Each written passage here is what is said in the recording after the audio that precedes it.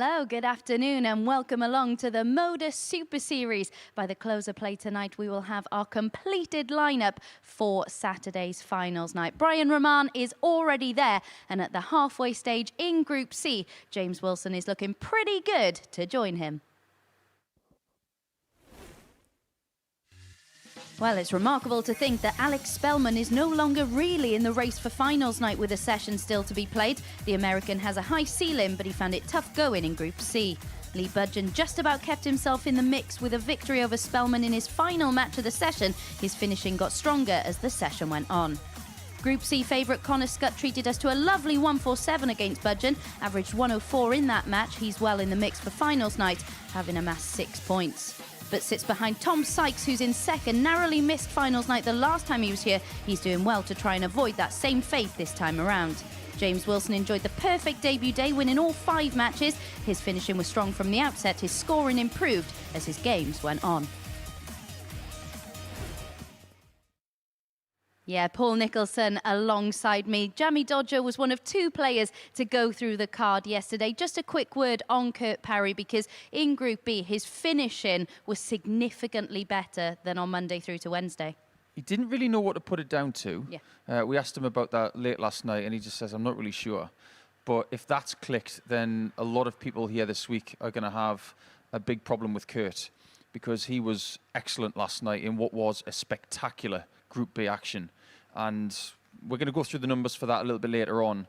But as far as James is concerned, I think he can be very happy with his first day here.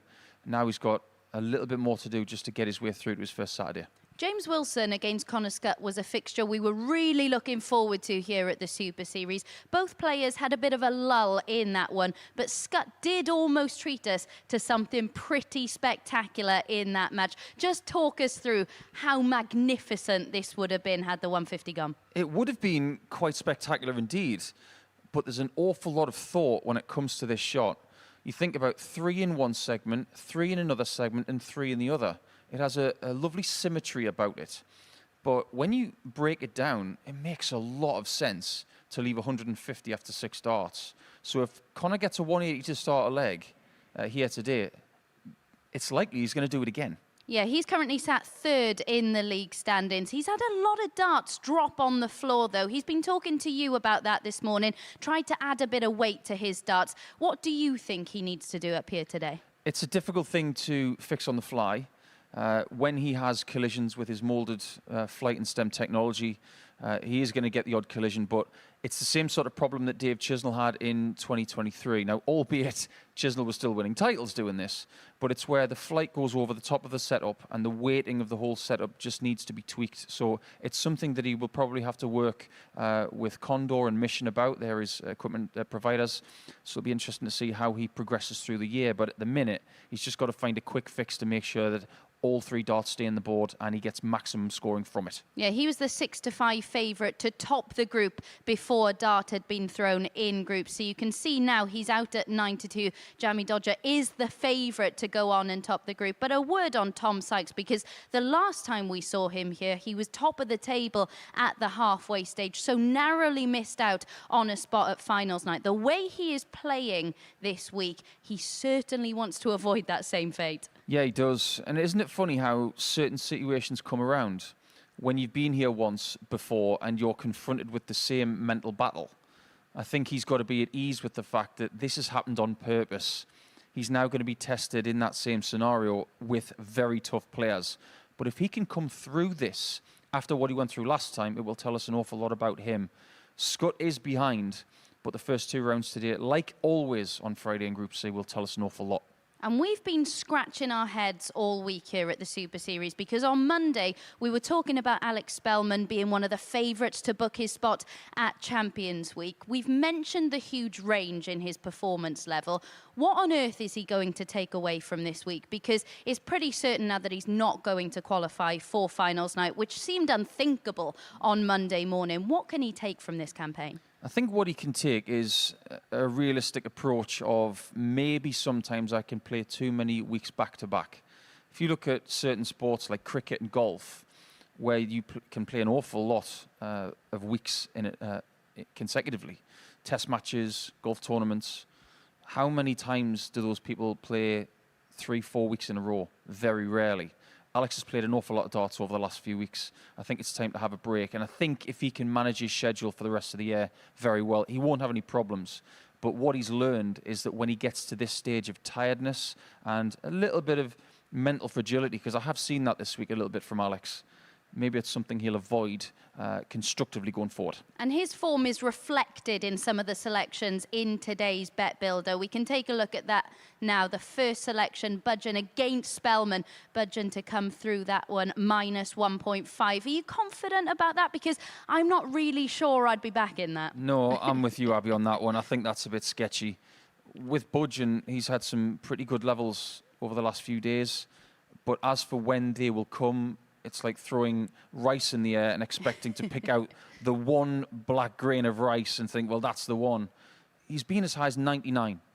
He's had other 90-plus averages. But the fact of the matter is, we just don't know when that's going to come. It might happen against Melbourne, it might not. So I think that's a little bit of a sketchy one. And the third selection there, a check out of over 94.5 between Sykes and Scott. There were 2 ton-plus finishes in that one. That's quite a decent selection. Yeah, I like that a lot as well. There haven't been a lot of ton-plus finishes this week compared to other qualifying weeks this year and indeed at the end of 2023. But those 2 on combination shots, being happy with the rhythm of the game as well, that one looks pretty good. How important is it that Connor Scott gets a win in his opener today to close that gap on Sykes in second? Everything's magnified now. You lose a game and someone above you wins a game, that gap gets wide quickly. So stay with them in the first 2 rounds of play. If you're there or thereabouts, you still have a chance, but the last thing you want is a 4-point gap. Yeah, things are getting tight and tense at the top of the Group C table. Before we get into the action, let's hear from Connor Scott now. He's been chatting to Henry Deacon. Well, Connor, welcome back to the Super Series. Day one, we saw some of the best of yourself. How did you feel like it went? I felt okay. I had a lot of darts on the floor. So compared to the first game, I changed my points for the second one when I had the 103 against Lee to try and fix the problem. I think I just got to add a bit more weight to the front and hopefully I'll stay on the board a bit better. Did you almost feel like the last year or so for yourself, where you put in good numbers but maybe not quite got the results that he should have yielded? Yeah, yesterday was a bit of an up and down day. I didn't feel too comfortable. It's my first time here. It's very, very different to Southampton. I enjoyed it overall, though, and that's the main thing. As long as I keep enjoying it, the results and the game will come out. I was going to say, you played in Southampton. What's the big differences? I know, obviously, it's a stage here compared to the little room in Southampton, but what's been the major differences between the 2 venues for you? The lights. Just simple as that. It's a whole new venue. Like, I know it's still like the Super Series and stuff like that, but it is very, very new for me. Do you feel like you've come back to this competition a better player on the back of those couple of years you spent on tour? Definitely. I know how to grind out a win now, which is handy. I don't sort of throw my toys out the pram when it's not going my way. I'll sort of try and stay calm and try and grind a result out if I have to. And just finally, in terms of yourself, last time we saw you in Southampton, you're a new player emerging onto the scene. Now you've spent those couple of years on tour. Do you feel like there's an expectation and possibly pressure on your shoulders coming back here now? No, not really. I mean, the only pressure that I'm going to have is one that, like, pressure I put on myself sort of thing. I don't really pay an awful lot of attention to outside pressure or anything like that. I'm just here to enjoy my game, and if I enjoy it, then they'll go well. We wish you all the best. Connor, good luck. Thank you very much.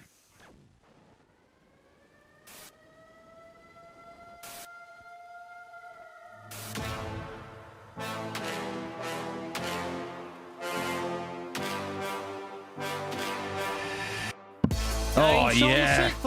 Love Connor that. Scott. And so does he.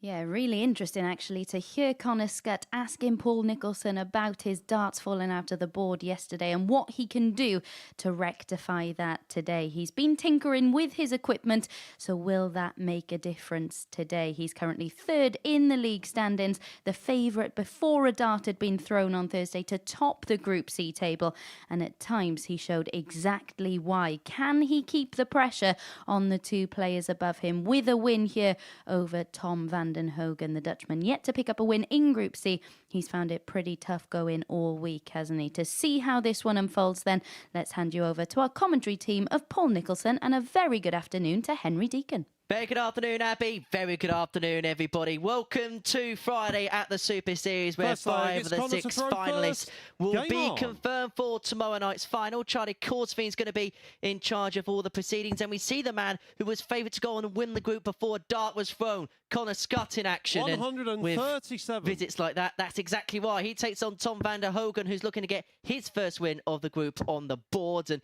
Paul Nicholson alongside me for all the 58. action over the course of the day. And straight away, one thing we've seen from Connor Scott is those switches downstairs. Yeah, he's going to use those an awful lot 98. today. But we have got an equipment change here as well. Yesterday, he was using this custom barrel, which he's had for around 18 months 40. to 2 years. That is something he doesn't want to change.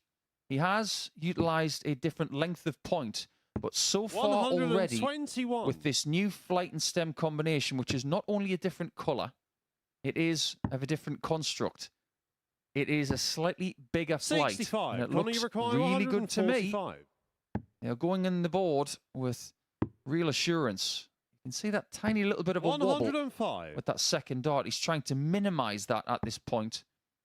It's maybe a work in progress for the next few months, but the initial signs in this first game 94. of Connor, Friday you look require very, 40. very encouraging.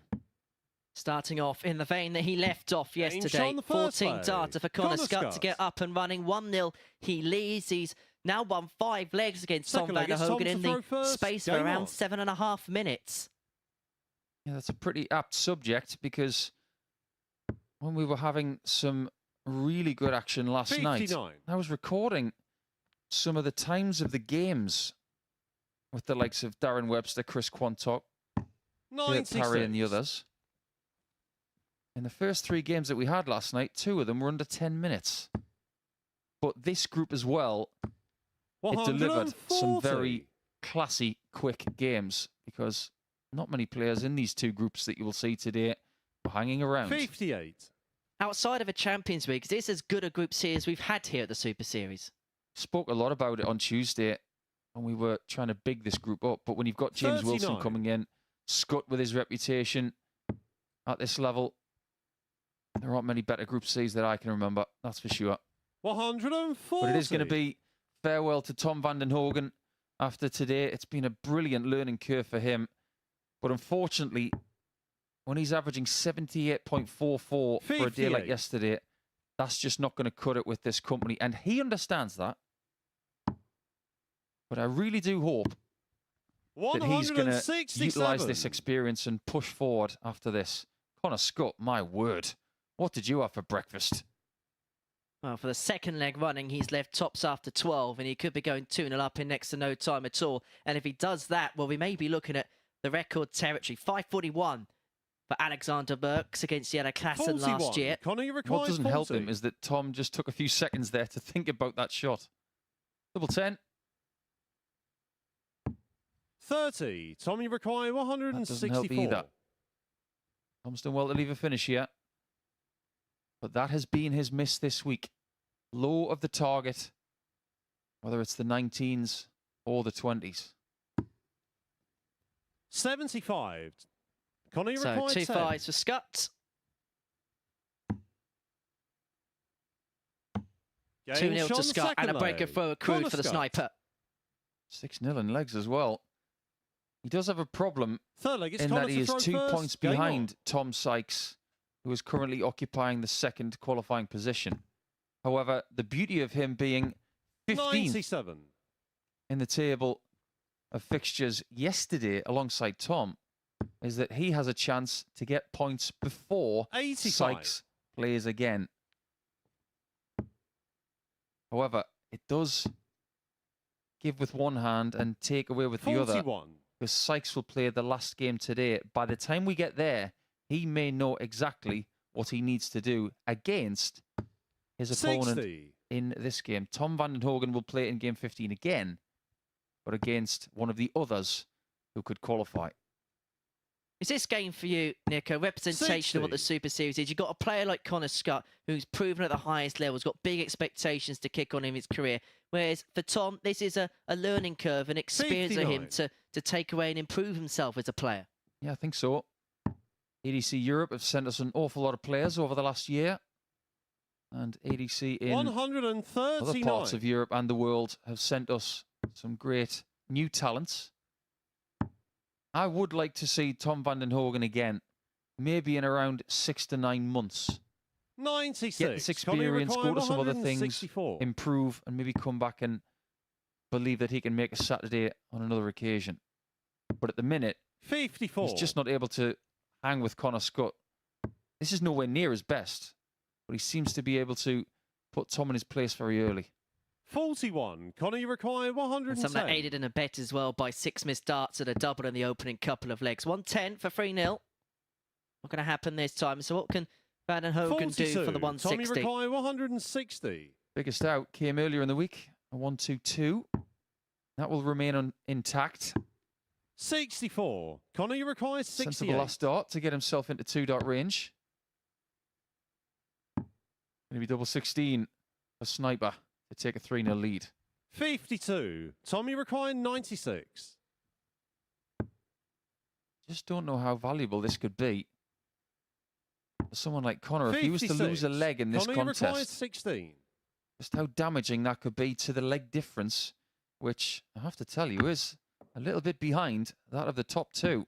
Game That's a shot on the lovely third dart. leg. After what happened on Connor dart Scott. 2, that's a great recovery. Because of the way the darts pitch into the board, Fourth how leg, it's does Tom to throw how does a first. miss Game so on. close to the wire stack up for Connor?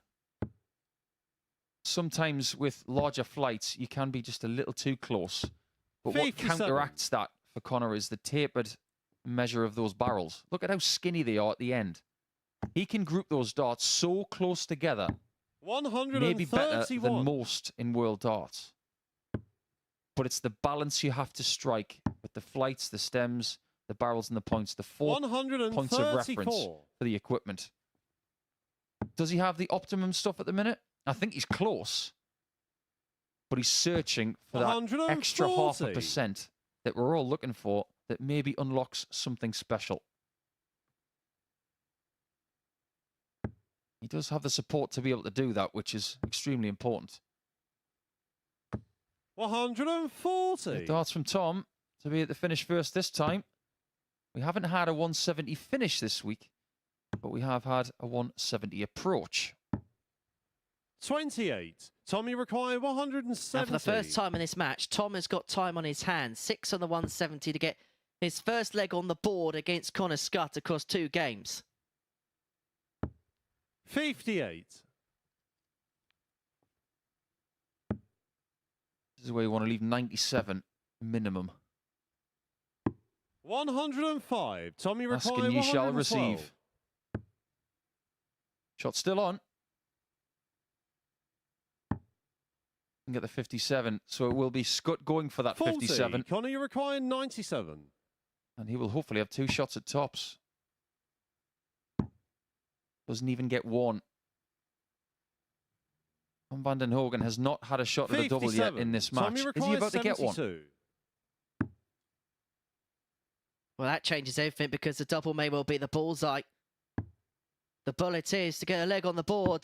The Game shot on bullseye the fourth pin, though. leg. And Tom van der Hogen gets his first leg on the board against Connor Scott. He keeps the Fifth leg, it's sniper Connor to throw waiting. first. He's going to have Game to on. serve it out. You might think that Connor is okay with losing that leg as long as he wins 4-1, 4-2, whatever. 140. Inside, he will not be feeling that way. He will be feeling, let one slip. I really wanted 43. to get 4-0 again. It might indeed anger him that he hasn't got the 4-0. 60. Yesterday, Scott really was impressive. He did have a lot of darts on the floor. Which is one of the 97. reasons why he poked his head around the corner to the commentary box this morning just to have a little chin wag about it. But he was still over 92 average for the day. 95. 92.08 to be exact. His doubles were fine at 33%. Not spectacular, but very satisfactory. He had the most 180s of any player, 90. but he still wound up in 3rd position. He would relinquish being top dog in those stat fields 58. to be in the top 2 going into Saturday without a shadow of a doubt. which is telling us he is playing pretty much to type because his yearly stats was 91.5 and 39% on the 59. doubles. Conor, you But require like on the Pro Tour, he 148. didn't quite yield the results. He's not going to get the result finitoed here, but he has got time on his hands. 58. Just wonder what he was going for on that 148. Was it going to be 57, 51 tops? 90. In that Conor, spot, you I kinda require like it. 90. Be on your guard, Connor. Thomas hit a 1-2-2 this week. Has Connor got the ball? 65. The Tommy match start require missed. 122. To save it. He's going to get another go at the ball. But he can't find it a 74. second Conor, time, and so required Scott is back 25. for the match. 2 8s.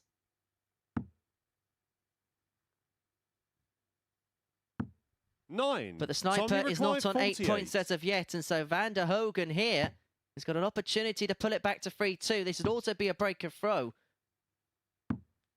32. I didn't think Tom was Conor, you coming back when require Connor was on 60. 25. Game, He isn't coming back shots, this and time. the match. 4 Conor legs to 1 Scott. for Connor Scott. That's close to an ideal start. Average-wise, a very similar start to yesterday. In fact, there's only 0.2 of a point between that and his first game yesterday when he won 4-3 against Alex Spellman. So that's his level when he starts, but watch out for his next game because yesterday in his second game, he was over 103. So, Connor Scott goes to 8 points in the table. And now we're going to look to see what James Wilson can do up against Sykes as the top two collide.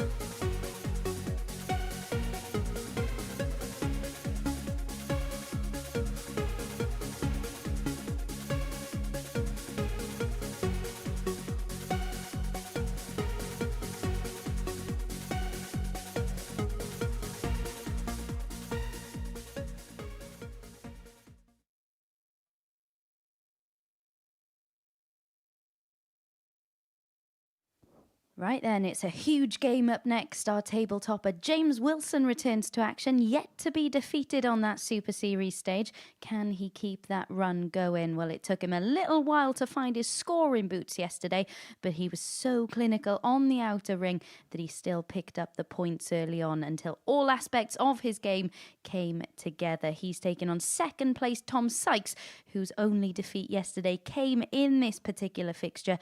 Jamie Dodger taking out a lovely 128 and was 57% on the outer ring. Will it be repeat or revenge this morning? Well, Connor Scott will, at this point, be hoping for a Wilson win, I'm sure. Will he get it? Let's find out with Henry and Paul. That's an interesting discussion, because what is the So ideal gets James to scenario throw here first. for Connor Scott? Game Because he on. can't do anything about this fixture. All he could do was beat Tom van den Hogen. He's done his job. Now, all he can do is watch on and wait until he plays Sykes in game 4. What's your opinion, Henry? What do you think is the best result here for Connor Scott? I think it's easy in this scenario just to 96. chase one person down. I don't think the field would mind too much if James Wilson ran away with it a little bit, because then on top of the fact that he's running away with it, he's on your side, because when he's playing, you're urging him to win. 180. And he's made a bit of a habit of doing that around here since he's turned up yesterday. So what you're saying is it would be better for Scott 140. to see Wilson on 12 and keep Sykes on 8. One of two scenarios is going to be born in the next 10 to 59. 20 minutes. Wilson will be on 12 and Sykes will stay on 8. Or Sykes goes to 10 and Scott is behind 2 133. players by 2 points. Either scenario makes things very exciting. But what we have to address at this early stage of Group C is that 58. Budgeon, Tommy Spellman and Maguire, Tom van den Hogen are being cut 132. adrift quickly. Another one of them. Would have left double 16 for a rip-roaring start for Tom Sykes. He got off to a good start in the Ton Plus department yesterday against 92. Tom van James den Maguire, Hogen. 136. As for Wilson, 136 for a ton topper to start his day. Not going to happen, and so Sykes is back for the break. 60. Tommy Maguire, 40. What a guide that is. Game what shot a the dart first that is. leg. Tom Sykes. Not a bad first leg. 14 darts. Just 2 worse than his first leg yesterday. Second Or he leg, got it's his Tom to only throw first. Tom Game plus on. check out of the day with a 1-2-1. But overall, we were all very impressed with Sykes when he came here on debut and what he's done 100. subsequently. But there are metrics that just get your attention over the last 20 or so hours. 88.92, the running average for yesterday. 55. That's very useful here at the Super Series, that's for sure. 45% on doubles for the day. That gets my attention 60. in bold. 8 maximums, very good indeed. Have we seen his top level in an individual game, though? 80. I'm not sure we have. I think that higher level in a match like this may need to be found at some point between now and the end of Saturday if he is going to 57. win this week. Well, he's threatened, hasn't he? 92-92 against Van den Hogen, and then the 95-93 against Connor Scott. He has threatened that 100. level and has produced when he's needed to put it under the pump as well against Connor in particular. But I just get the sense that there is, as you say, a real big game brewing, a 110 average brewing with this guy. I think weekly champions and indeed series winners have got to have that 105 plus 56. game in Tommy there at Maguire, some point. 144. I think it's there for Sykes. We just haven't seen it yet. Got this game by the scruff of the neck. Has he taken 96. advantage of a slightly slow start here from James Wilson?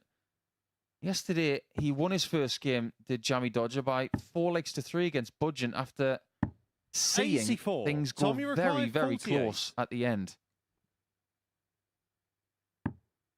Double 16 for Tom. 16. Not quite. James Maguire, 126. James's biggest finish yesterday was a 1-2-8. Not that dissimilar to this. 2 treble 19s needed for a shot at double 6. Doesn't get a shot at the ball with the second effort. 39. And Sykes should Tommy double Maguire, the advantage now. 32. To back the breakup, which he accrued in the opening leg. Game shot 2-0 the second Sykes. leg. And Tom he looks Sykes. very much in the groove here. And as Paul said, he is taking full advantage of what has been Third a leg, it's sluggish James to throw start first. from the Jamie Game on. Dodger.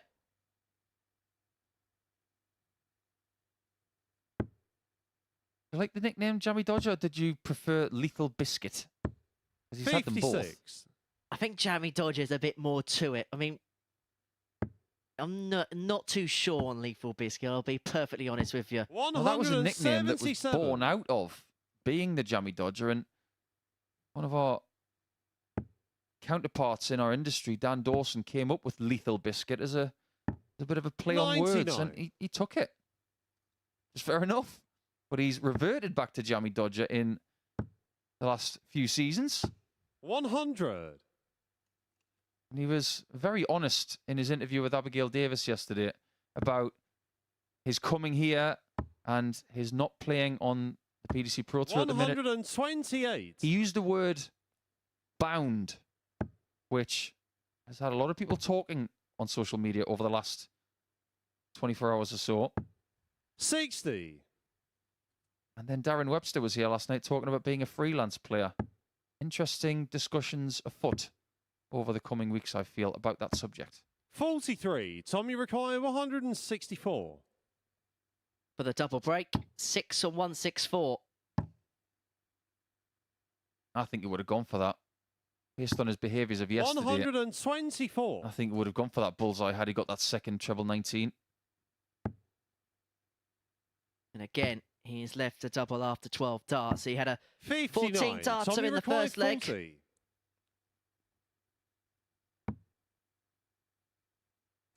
And a Game shot 14 third darter to leg. break again Tom in leg Sykes. 3, and he's a leg away from inflicting a first Super Series defeat upon James Wilson. Better the devil you know than the Fourth devil leg, you it's don't, Tom to throw apparently. first. Game on. We've got two players from Yorkshire here, one from Huddersfield and the other from Castleford. This is very much like rugby league, isn't it? I was talking to Tom this morning. I haven't had a chance to spend any 82. time with him in the times he's been here. I did meet him when he was here in the autumn of 2023. Immediately thought he was very friendly. I spent a 60. few moments with him in the Portsmouth Sun this morning, just chatting the morning away. I was asking him what Castleford's like. 140. Just laughed and said, like a smaller version of Portsmouth, but without the coast. But it's home. That's what he said. That's important. 45. And he has got a really nice network with him here this week. And they're all hoping he's going to make Saturday night. He's here tomorrow. He'll have plenty of support, which is really nice for him. 59. On the subject of Yorkshire, we have to give James Wilson an apology. I walked through the door this morning the same time as James, and I wasn't on the mic yesterday, but he was very quick to say that 100. Huddersfield is in West Yorkshire as opposed to South Yorkshire, and apparently he's had one or two messages overnight about the Yorkshire geography. It was me that said South Yorkshire. I think I'm just used to saying that 43. very, very good dart players from Yorkshire are from South Yorkshire, like some of the people who are actually from South Yorkshire. So I will apologise, James. You're from 138. West Yorkshire. But knowing what he's like, he'll just laugh it off. One of the happiest people I've ever met. 57. James Rakai, 158. He might need this, you know.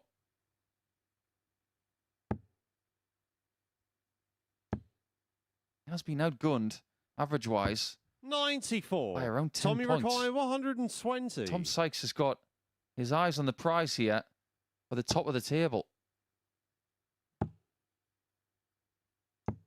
60. James Rakai, Now this 64. really must go for James. If it doesn't, he runs the risk of being served 4-0 defeat in his first game of Friday. Feels like game on or game over, 48. because that would have been for a break. Tommy Rakai, 60. And this is for the match. And for a 4-0 victory, which in terms of the legs difference would put Tom Sykes above James Wilson in the table. Tops. 40. Doesn't go. That was not an James easy Rakai, tops. 16. That long dart in his way off the top's bed. He was almost throwing blind there.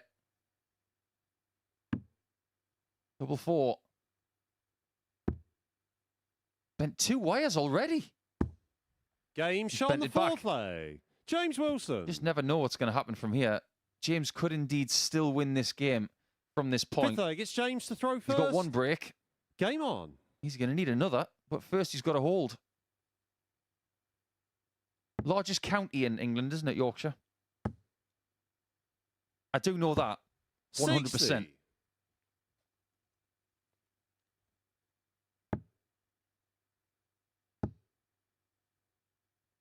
You know what the largest 60. state is in America? Is it Alaska? Alaska or Texas I'm going for? They're the largest two, I believe. 58. So, full marks to you. Yeah, but Yorkshire has given us some marvellous dart players over the last 50 years. 46. Remember when the News of the World tournament was played at Alexandra Palace in the 60s and the 70s? Used to get crowds of over 10,000 people watching. A 140. remarkable event. You had people from Yorkshire going there, Lancashire, all over the place. And Yorkshire was where modern day darts started. 100. With the indoor league. That is something that this new crop of darts fan should be told about. Because if it wasn't for 59. that, with Fred Truman and, of course, Sid Waddell worked on it too, then we may not have had World Championship darts come through in 1978 via the 58. BDO. All of these things were important to give us the product that we have in modern day darts right now. Everybody who has built this sport to where it is deserves credit. 128. You talk about the News of the World Championship. The winner of the subsequent tournament adjacent to that, the champion of champions, will be in action tonight in 99. Kirk James Parry. McCoy, There's 56. James Wilson here in a far more larger course format than the best of three. He's looking to bring it back to 3-2. If he can James pin Shaw, tops, the fifth and that's leg. exactly what he James does. Wilson. Remember, Tom Sykes had a couple of darts at tops to win this game by a margin of 4-0. Sixth leg, He's it's missed Tom to them, throw and first. now Game he's being on. forced to serve it out. Otherwise, we're going all the way. Yesterday's result, Wilson won by 99. 4 legs to 1. High 80s averages from both players. But Wilson is somehow still alive in this game with more than 10 points less 40. than yesterday. And that's the second dart that has careered to the floor for James in the scoring department here in this second game of the day. 85. So there are two players, admittedly both in the top 3, who are having trouble in keeping all 3 darts in the board. It is something that has plagued James in his career too many 140. times. But it's nowhere near as bad as it used to be. What do you think he's worked on for that to become something less of a staple in his game? 100. I think with James, he just simplifies things and he just says, I'll chuck it harder then. He'll just throw harder. Because if you look at his arm when it comes through, my word, 180. there's some speed. Real force. And that dart is chucked. 57. James, you require 141. Talk about force. He might be forcing a last leg decider from 3-0 down. He's hoping Sykes doesn't take out this 160 because he's going to put himself in a good position to get the double break that he needed in this game to send us all the way. 64 left here. 84. It's not the end of the world. Tommy Even if he required got the single 16, he would have 160. been in 2-dot territory. But the 160 is not going to be found, meaning that going the distance 100. James, is a you require distinct 57. possibility now. 40% on the doubles thus far, James Wilson. Game Sean, the And he sixth pins leg. it there for the James double break. Wilson. 14 darter to send us all the way. 3-3 between Wilson and Sykes. Yeah, don't be So then fooled by final the leg, averages it's in James this to game. throw first. Game on. There they are. You might think it's been a bit of a scruffy affair, but we have had 3 14 darters in there. Now that James is back on throw, 60. anything is possible now. Sykes will be thinking, what is this game all about? 139. And he's got a mental battle right in front of him. The last time he was here, he was fabulous on the Thursday, like he was yesterday. And then he just missed out on a Saturday night spot 80. via the Friday action. He does not want to go through that again. But that dart on the floor for Wilson, that's a third of the game. That might be so important. 93. Just to put you in the picture, if you have just joined us, Tom Sykes missed 2 darts at tops to win this game 4-0. Wilson's come rampaging back. Only once this 95. week has somebody won from 3-0 down. Kurt Parry against Lee Budgeon. That was on Monday. Oh, 39. now it's 1-1 in this leg. With darts on the floor. And effectively, the advantage he kind of was beginning to get against the 45. darts has been evaporated away, but he's now been handed it back. What was James doing there? On 266, he's gone for 18s on dart 2. That was the wrong play. 100. He didn't get any trebles, which means he hasn't left a finish, and Tom has left one. James has got to say hello right now. 123. Tommy That treble Mackay, one gets him into 2 dart 130. territory. Can he find a way? No is the answer. The first dart was sat so precariously, there was not much of the bed he could see. 58. James, you require 98. This really has been quite an enthralling battle. Double 19. That's the risk of being aggressive at dart 1. 82. Now he's got to watch on to see if Sykes Tommy can requires get this done with his 72. second match opportunity, and his first one since like 4. 65 left. It's going to have to be 15. Bull, the bullseye to rescue it for Tom Sykes. 47. And now he's James, had you 2 require match-winning 16. opportunities. James Wilson was 3-0 down in this match. He faced match darts to lose 4-zip. But now he comes back at the board, staring at double 8. Double 2. But 12. he can't complete the total turnaround. That is Tommy 7 required match 25. darts accumulatively. 3 for Sykes, 4 for James. Can Sykes get it done? 9. He cannot. James, you require Honestly, 4. this has got so much drama attached to it. It feels like game 15, not game 2. The agony and anguish on the face of Tom Sykes. He's had chance after chance to complete the job. But it's Game, Wilson shot, who and the gets match. over the line James in a last Wilson. leg decider.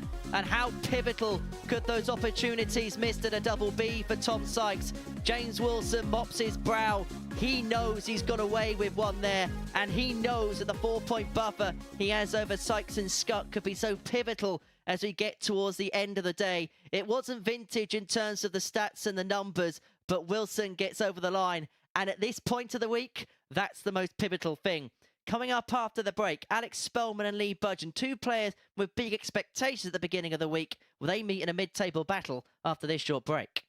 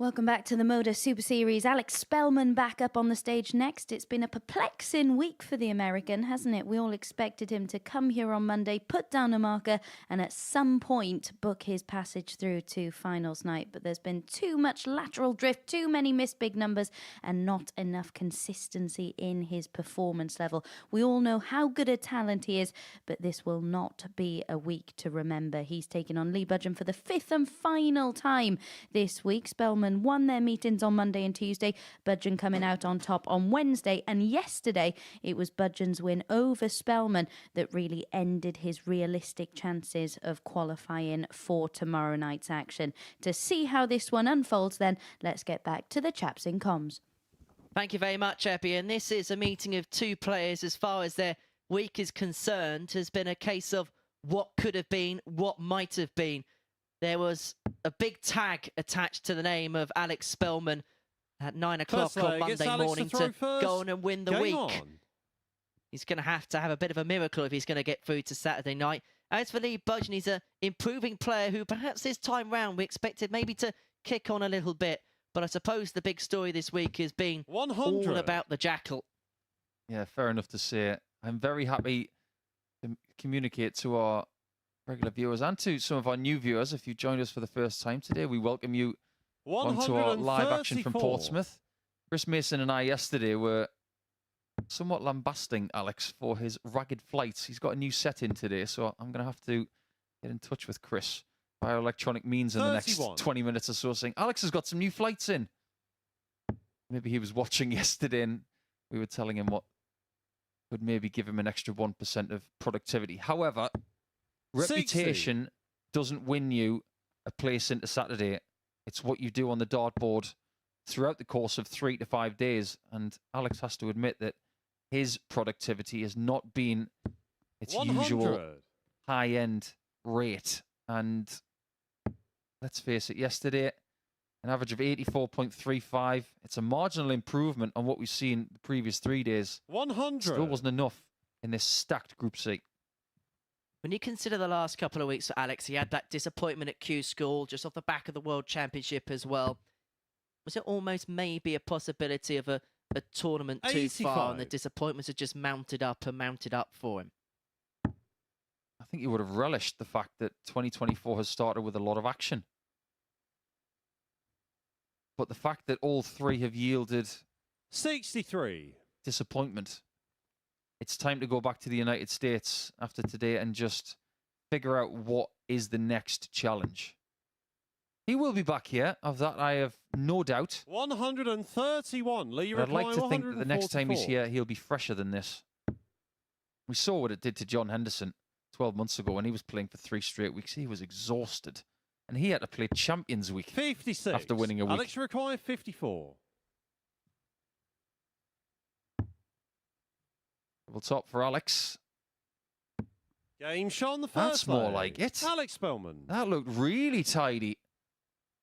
Now there is Second leg, it's a Lee possibility to for him to get on.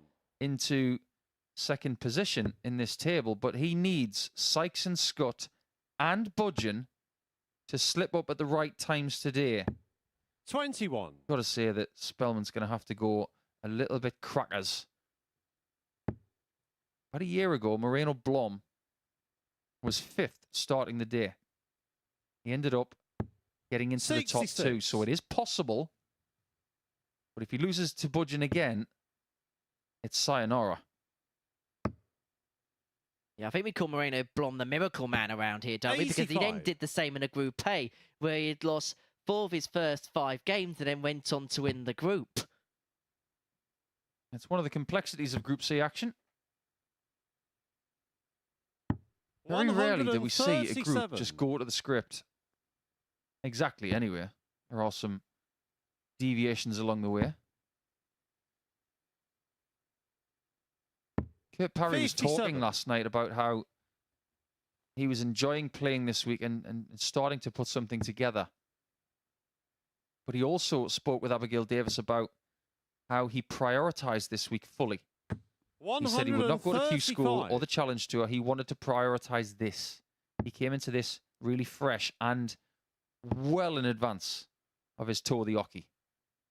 Whereas Lee 60. went to Q School, Challenge Tour, and subsequently transport arrangements made him late for his usual prep time on Monday morning. And that's exactly what Kurt wanted to avoid. 123. Lee's been fighting against that since Monday morning. But now that his Group C challenge is unlikely to yield a Saturday spot for a Alex third time in his career, 40. he'll feel very disappointed if he doesn't grasp it, because Alex seems to have his number here in match number 3. And he is finding the groove, but he can't 20. find the double, but they were both nudged to the wire. And I just wonder with Alex whether he could play with a bit of freedom today, and maybe that's going to yield better results for him. You know what? The amount of times I've heard that 140. phrase Alex this required week, 20. it would have provided the most fun drinking game. Game shot on the second leg. Playing with Alex freedom. Spellman. There's another one for you guys out there. It would have been a nice B-side to that David Hasselhoff Third track. leg, it's Alex to throw first. Looking for freedom, was it? I didn't know David Hasselhoff released music. Come on, you did history at school, right? You remember 1989 when the Berlin Wall came down? I remember that, yes. Well, But I don't And you remember know, it who was sang 40. the song on the Berlin Wall when the wall came down? David Hasselhoff. You didn't know that, Henry? 100. Yeah, it's a very famous David Hasselhoff song that he sang on the Berlin Wall as it came down in 1989. And it's actually a track that was used as a walk-on song. I believe it was by Robert Marianovich. 100.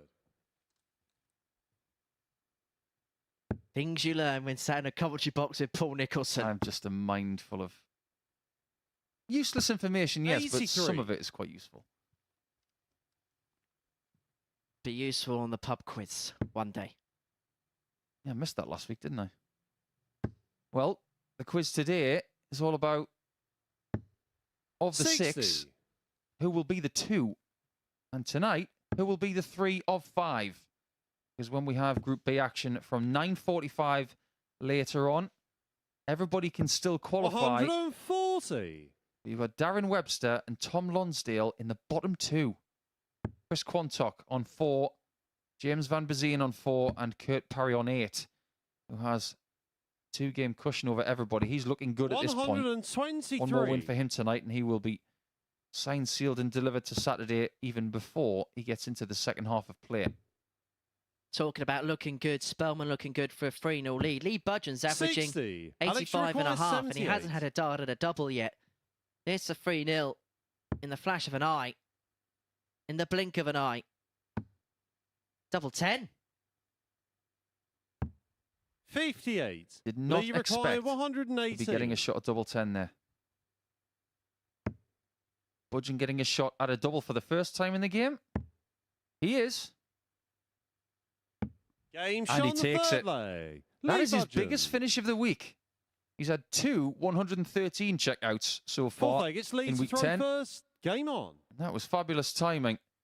You've got to say that maybe the reason why he got that shot was because Alex was so surprised at getting a shot at 10s instead of finishing on tops. 100.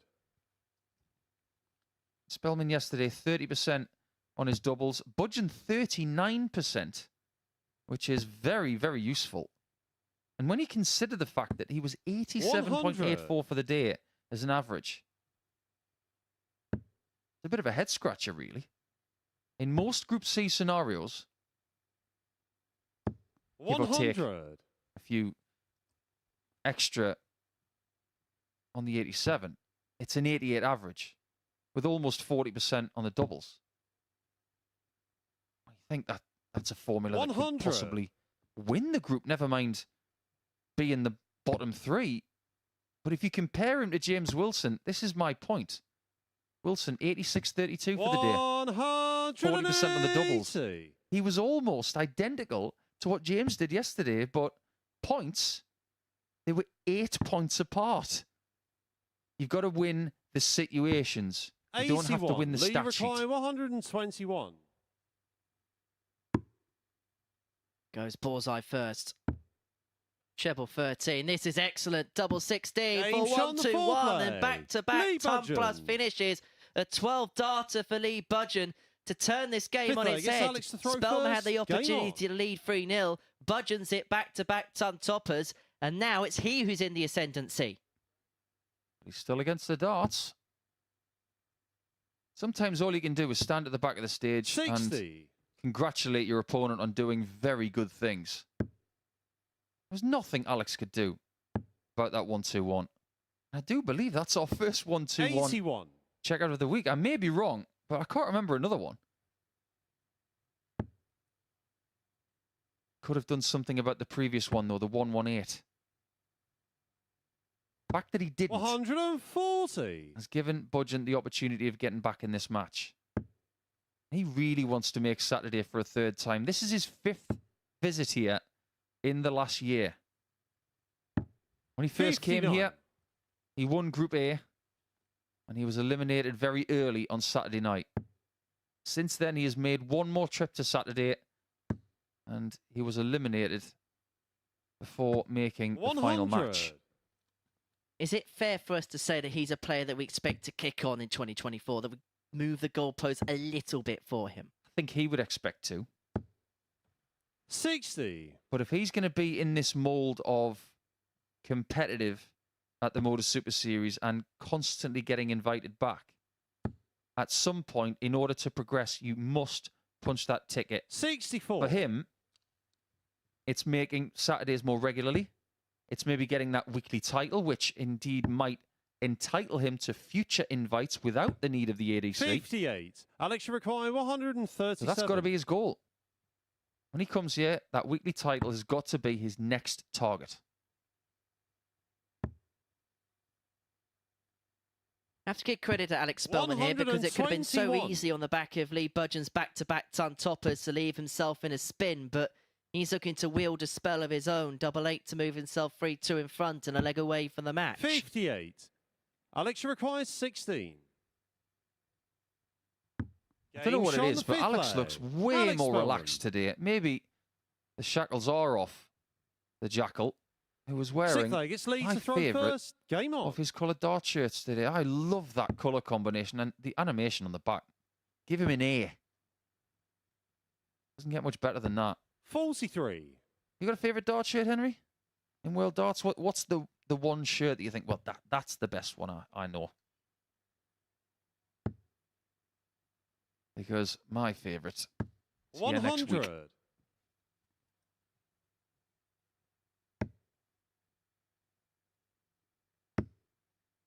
I've made no secret about the fact that I think the best dart shirts in the world 140. are on the back of Mikuru Suzuki. I think hers are fabulous.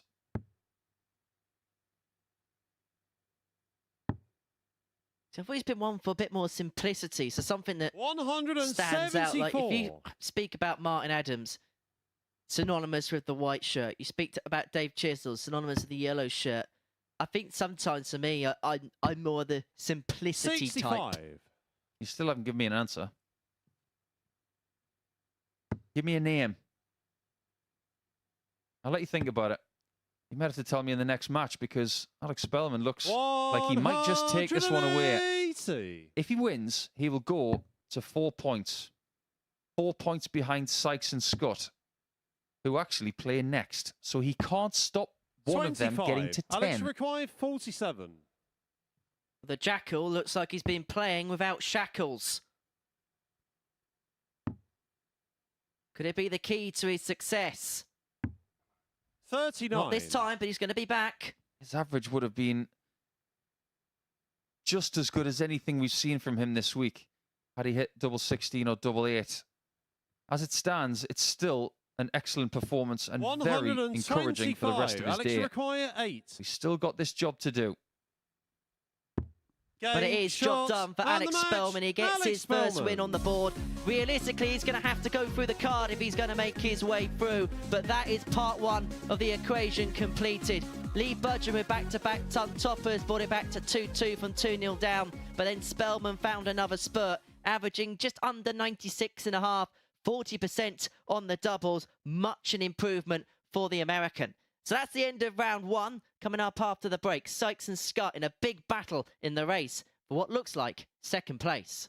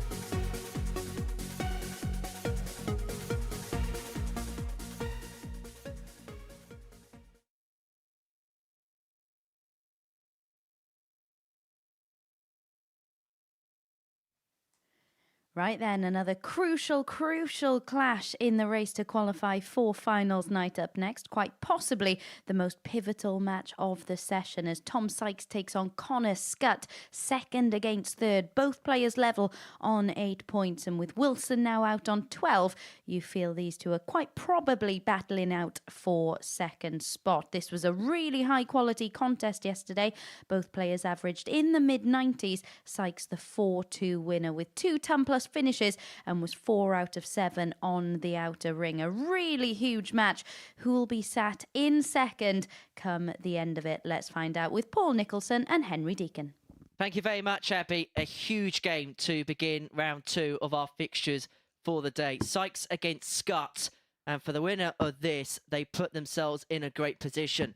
Not enough to send them through, First leg, but it's enough Tom to send out a big Game blow on. to their opponent. It's Tom Sykes first to the hockey, and you get the sense that it's a bigger game for him than it is for Scott. We're going to see how he's going to recover from that 85. defeat to James Wilson, where he was 3-0 up and had darts to win it in both leg 4 and leg 7. Yeah, I couldn't agree more. I think what we saw from Sykes in that first game was very encouraging, 57. but the fact that he lost it, that will hurt. An extremely bitter pill to swallow. It's only James Wilson who has beaten him 140. so far. Did get that 4-2 win against Scott yesterday in what was one of the best games of the week. But already, here at the start 88. of this second match of the day for both of these guys, we are seeing an equipment change from Scott. Even after that 85. first win of the day, he's obviously not happy with his level of performance, even though he won by 4 legs to 1. I see different points. I see different flights and stems. 83. This might be something he has to go through over the next 6 weeks to try and find the magic formula of what he needs for the rest of the year. If that is so, 131. do it. Well, akin to his opening game against James Wilson, Tom Sykes has got out the tracks quite superbly, a bit like a whip it in a Yorkshire Dale, leaving 60 after 12 to take out the first leg. Tommy requires 60. I'll let you into a little secret when we get into the next leg. It could be over this one. 40. Connor, you It require could be over in the next 3 102. darts. Scott with a white horse to leave 102. Doesn't get the 42. 62. Has to rely Tommy on more requires misses on the 20. double from Sykes. Game doesn't shot get on the them. first leg. Tom Sykes. But when Connor Scott came to the commentary box and asked a bit of advice about what was happening with darts on the floor, Second I leg, said, it's Connor to throw first. Well, Game on. it's hard to fix something at such short notice based on the amount of equipment you've got at your disposal. He's gone to a different point here. 137. But he's already started to take some advice that came his way. And I said, to alleviate the possibility of more darts on the floor in a 140. grouping capacity up in the 60, utilise your switches a bit more. Just go full on round the board darts for the day and see what you can do. And the only reason I gave him that advice was because I know he can 100. do it. He thinks so fast and on his feet that he can actually do it. And so far in this game, he's doing it. 57.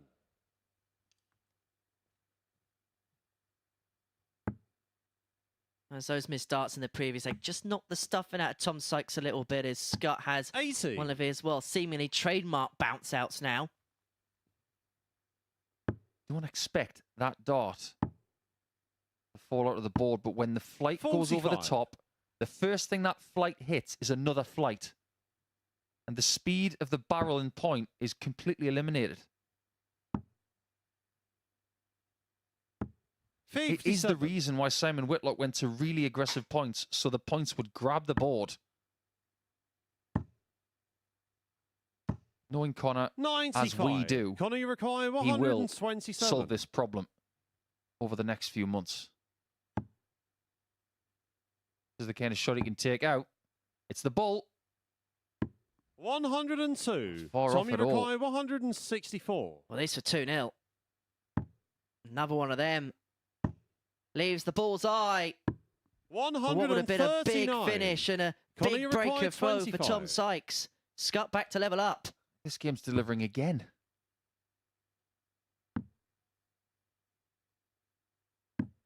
$17. Be costly. Tommy required 25.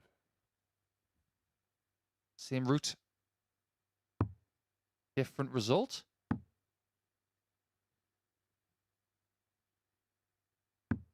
Nine. It is not Connor, a you different require result. 8. At that visit, at least.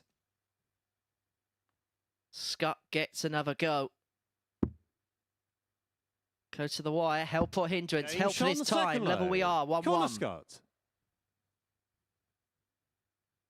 But Tom Sykes has had Third leg, it's Tom to opportunities to throw open up first. a Game 2-0 on. lead, and we've seen him vanish opportunities in his opening game against James Wilson. Only 1 ton plus average 140. yesterday. And it came at this time yesterday from Connor. 103.98 against Lee 100. Budgeon. That really was an excellent game of darts. It could have been better than that, in fact.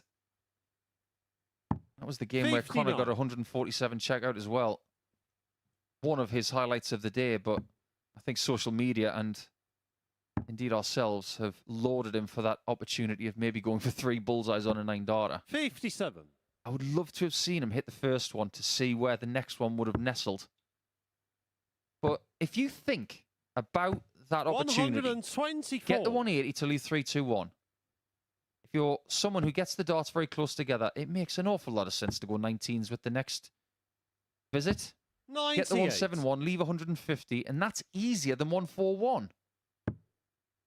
Watch Connor Scott, and if you're someone who wants to get better at this 75. game, ask yourself, why did he do that? He doesn't do anything by accident. If you ask Peter Mann, 58. there's only one way Tommy to go for Mackay, 150 on a 9. 103. It's 60 tops bull. That's because he can't fit 2 darts in the same segment with his big barrels. He didn't need many 180s, he just needed to 43. hit a double with 1 dart. That's where he got his nickname from. Well, Sykes is going to get a couple of darts at tops upon his return. He's had opportunities to win each of the opening 3 legs thus far. 121. Tommy requires 60. Good recovery with the last 2 there for Connor. Has just put pressure on this. And that's laid quite close to the wire. 2 10s, open bed, 40. isn't found. Connor, And you so require Scott for the break. 67. 1 double hit from 8 attempts. Kind of worrying, really. Especially when Scott is on double 8. 51. He has got Tommy 1 hit from requires 7. 20. Double 10 for Sykes. Game shot on And the a third 2-1 leg. advantage. Tom Sykes. For the man from Castleford. But just look at the mannerisms as he Fourth went leg, back it's to Connor retrieve throw those darts. first. No celebration, absolutely no reaction. It was just a stare down at the board. It's pure business for the Yorkshireman. As for Connor Scott, it's fairly 140. fair to say at this point of the day that the southwest region of the board is serving him no help whatsoever. 95. He's been in situations like this before. It won't feel like he has been for a considerable amount of time, because the last time he was with us in our previous studio was 131. well over 2 years ago. But I think secretly he'll be relishing this challenge. 85. These situations in round-robin darts really do bring out the best in you. And he's a workhorse as well. 5 games in a day will not be a problem for him. 140. Speak to many people at this level of the game, and indeed from the Pro Tour over the last couple of years. Scott's reputation is 140. he Connor, you works require hard. 90.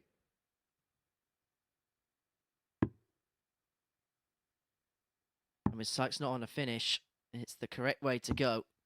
50. Because that has guaranteed himself tops after 12 to level this game up at 2-2. My word, that was impressive.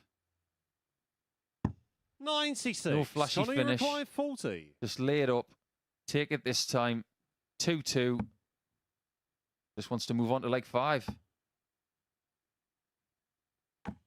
No However, score. Tom, you require 85. we might be moving on to that leg with a 2-leg cushion to Tom. As that last dart clattered off the barrel of the first, and Sykes was looking at the 38. ball, but it pitches below. Connor, you require 40. And so the sniper gets another opportunity to level up. He's been given a reprieve.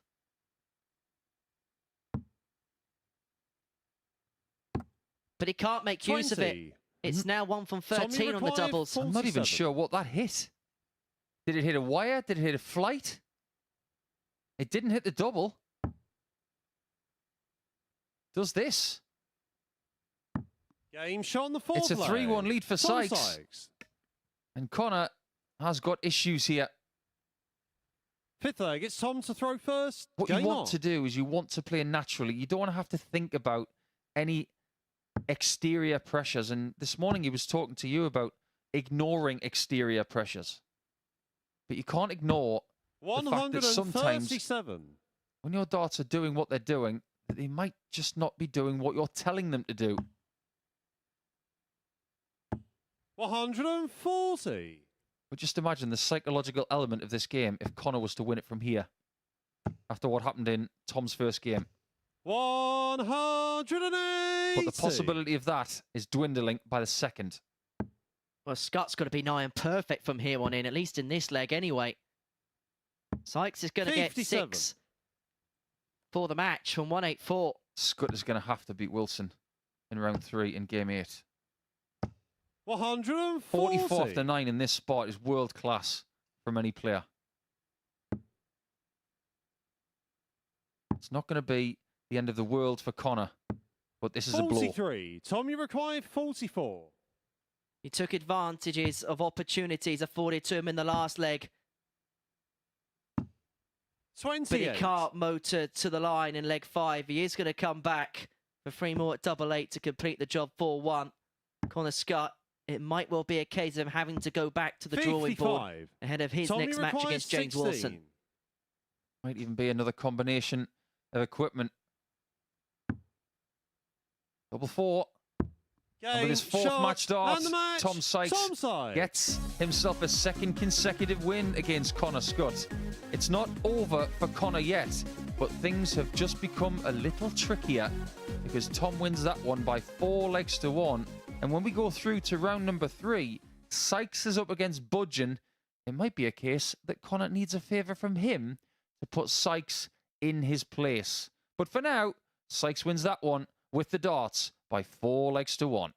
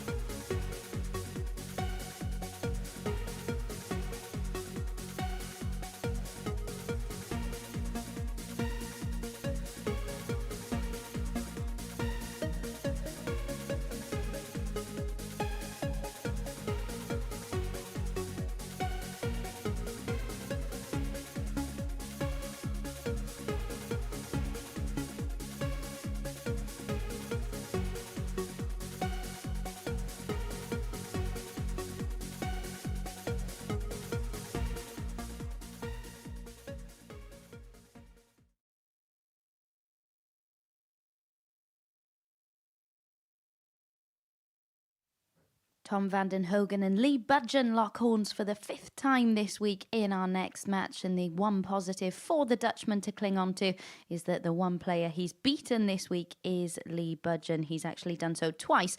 Both victories coming during their Group A campaign. The second one with a lovely 117 out. Budgen, the 4-2 winner with an average just shy of a ton yesterday. So to see who comes out on top in this meeting, let's get back to Henry and Nico. Thank you. Yeah, these two have been wearing a certain uniform all week, haven't they? They've gone all black. They're like a referee Charlie in this one. It feels the same as yesterday and the day before and the day before that and the day before that. But there is a great possibility now that both of these players will be saying goodbye at the end of today. It will be no Saturday for Tom, we know that. But with 4 games left and Budgen on 4 points and losing his first game to Alex Spellman after that really nice display from the American. 42. Is it fair to say that Budgen is almost feeling the draft of the back door already? Yeah, he's teetering on the brink, isn't he? I think he just needs that one 44. final shove to confirm his position as far as this week is concerned. If he beat Alex Spellman in his first game, you could possibly say there was an outside 60. opportunity if he went on to complete the car, but you feel like it's too big a job now, especially with Tom Sykes already sat on 10 points at the top of the group, and he's still got to play Tom van der Hogen here. We've been here for 18 months in many different scenarios in Group C on a Friday afternoon. You may ask us, how many times 41. have you seen somebody on 4 points going into round 2 of a Friday go on to qualify? Once. And that was a very 80. different group dynamic.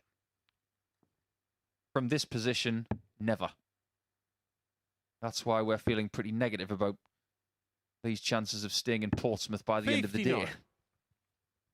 Well, the only way it's realistically, physically possible is if you got someone run away, which, in fairness, it has been the case with James Wilson. But everybody else needs to be on a 105. similar points range for that to happen. It's not really the case here. Yeah, he needs Sykes to lose every game he's got left. He needs Scott to lose all the games he's got left. Tom, you require And Budgen needs to win every game he's got left. The likelihood of that? It's about as slim as a piece of paper. 82. If that happens, then he needs to go and buy a lottery ticket right now. 111 million quid tonight.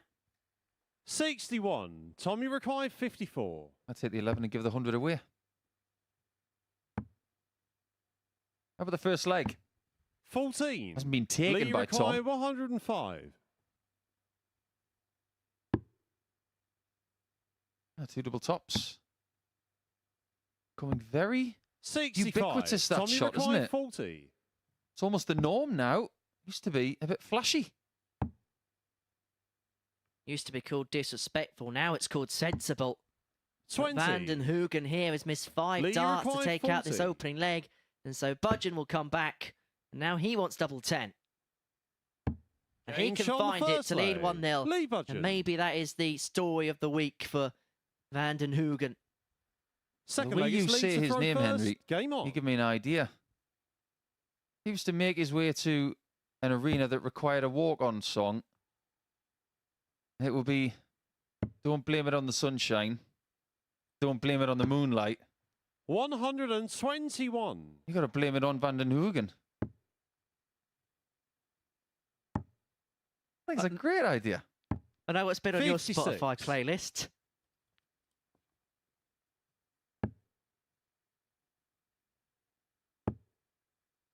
That's for Lee Budgen. I'm just wondering where his career will go 100. from here. I think it'd be an interesting chat to have with him. What does darts mean to him right now? Is it something that he wants to just be good at on the side? 74. Or does he have realistic expectations of taking it further?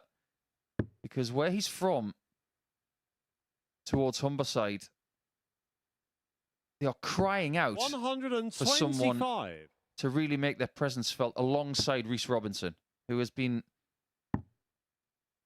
almost shouldering the pressure of Humberside darts 57. for Lee quite require a long time. 155. But I am reliably informed that Dave Ladley plays for Humberside these days, and he had a pretty good Las Vegas Open last week. Yeah, Reece Robinson's been leading the hopes to Hollenbach 81. over recent times. Classic episodes of Only Fools and Horses if you don't get that reference. 134. I'm afraid. Lee requires 74. Well, for 2-0, and this time he's got the luxury of time. It's been a much improved leg from Lee Budgeon. Almost getting it done in double quick time in comparison to the first. 58. But he hasn't got over the line.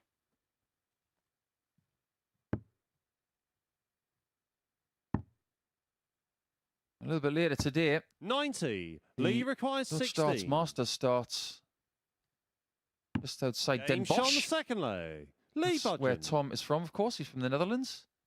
He's 2-0 down to Lee Budgeon in this fifth Third game leg, of it's the day. Tom to throw first. Game on. But I think it's a lovely touch from the Professional Darts Corporation to have named the trophy in this tournament after one of my 40. older friends, Tone Griebe. Devastating news when we lost Tone recently. So for the PDC to name a trophy after him, I think we're all very happy 100. about that. And I know exactly who would like to win that trophy and hoist it later, because Michael van Gerwen knew him well. He would love to have that trophy on his 56. mantelpiece to join a lot of the other ones he has. It will have a lot of significance to the Dutch players a little bit later on in this week. And a magnificent trophy as well, it has to be said. 57. My word, it is. I was looking at it this morning. It's a glorious thing. Having said that, all trophies in darts 99. aren't glorious. There have been some shockers. If you want to get involved in our social feeds this afternoon, by all means get in touch with us at MSS Darts on X and via our other channels of Instagram, TikTok 180. and Facebook. Let us know your least favourite darts trophy. Can you send us some 56. pictures Lee of require the example that you're going to 164. express? I'll be really interested to see what they are. Looks like Tom van den Hogen is really struggling to stick with Lee in this game. He has beaten him 58. twice this week, but it's not looking likely in this one. Could it be a case of it's been a long week and maybe he's running out of steam? Maybe it's a case of he's been hit with so many haymaker punches that there's only so many times you can come back up off the 140. Lee canvas. require Just not sure how 106. many times he's played 25 games in a week. Interesting start there on the 106, going 17s 54. first. Tommy require 110. Oh, really? 94. He went for 60 bull? Lee require 52. Okay, he's got levels. Is Lee Budgeon seeing a low to level 3? Game shot on the third 3-0 leg. it is. Lee Budgeon. That was so out of the blue from Tom. That's not like him. He's not done anything like that this week. Fourth leg, it's Lee to throw first. I suppose Game when on. you've spent 5 days in practice rooms with Brian McMahon and Connor Scott, the showman kind of rubs off on you. Yeah, I can definitely attest to that. Sometimes when you're in the practice room with some flair 96. players, some things can become tempting. And he gave in to temptation there. If he'd hit that, that would have been a 140. brilliant thing to see. I wouldn't try that at home if you're in this spot. But I think Tom's just saying right now, I'm not going to qualify. I just want to try and open my shoulders a little bit. 59. Who's the most flairish player you've shared a practice room with? Give me a minute. 96. Every time I've been in a practice room with Michael Smith, I've just stood back and tried to keep my mouth from opening further. Just so good. 90. Terry Jenkins. About 15 years ago, I watched him practice for an hour in the Coogee Bay Hotel. 22. And I was going to practice later that afternoon. I was just hanging out with him. And I looked at him practice and I thought, my word, he's hitting everything. It's not to say that Terry is a flair player, but he was able to do 140. remarkable things when there was no pressure on. As for flair, 54. Lee require Van Gerwen. 116. seen him do some stupid things. Things that you can't even dream of. Well, it hasn't been a flairish performance from Lee Budgeon, but it's going to be enough to get him over the line. Leaving tops to a 4-0 win, average just under 83, 50% on the doubles. It's about par for the course. 85. Lee required 40. Budgeon is playing the kind of game that we'd expect from him this week. Game, and unfortunately for Tom, and the match, he has Lee averaged Budgeon. what we'd expect from him as well. So in the head-to-head battle between these two, it is won by Lee Budgeon. They are not going to get a sixth battle because Tom is not going to return tomorrow. Lee, in fact, still has a chance. With that 4-0 victory, he has taken his leg difference into the plus column, and we may have to start talking about him a little bit more if he beats Tom Sykes in Game 7. That's not that far away, in fact. It will come after James Wilson and Alex Spellman, which is after this.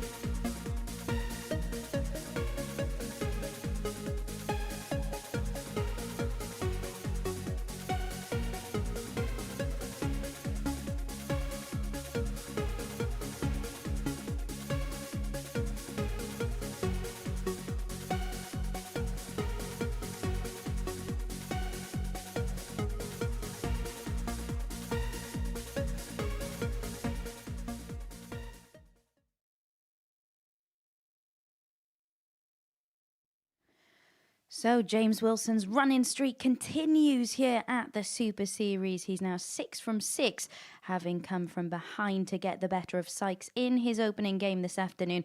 Averaged below 80 in that one, though, so you'd expect a higher performance level from him this time out. Will he produce it against Alex Spellman, who performed in his opener much like we expected him to over the course of the week? Looks to be playing with more freedom now that his chances of qualifying for finals night are very slim indeed. Can he back that performance up, though, to make things even more interesting between the players fighting it out for finals night? Let's find out with Henry and Nico. You're right, Abby, because Spellman now is a bit of an ally for the chasing pack. Tom Sykes has not given up on the fact that he can win Group C. He's only 2 points behind James Wilson, and his leg difference is not that far behind either. Only 3 legs that separate those two Yorkshire players.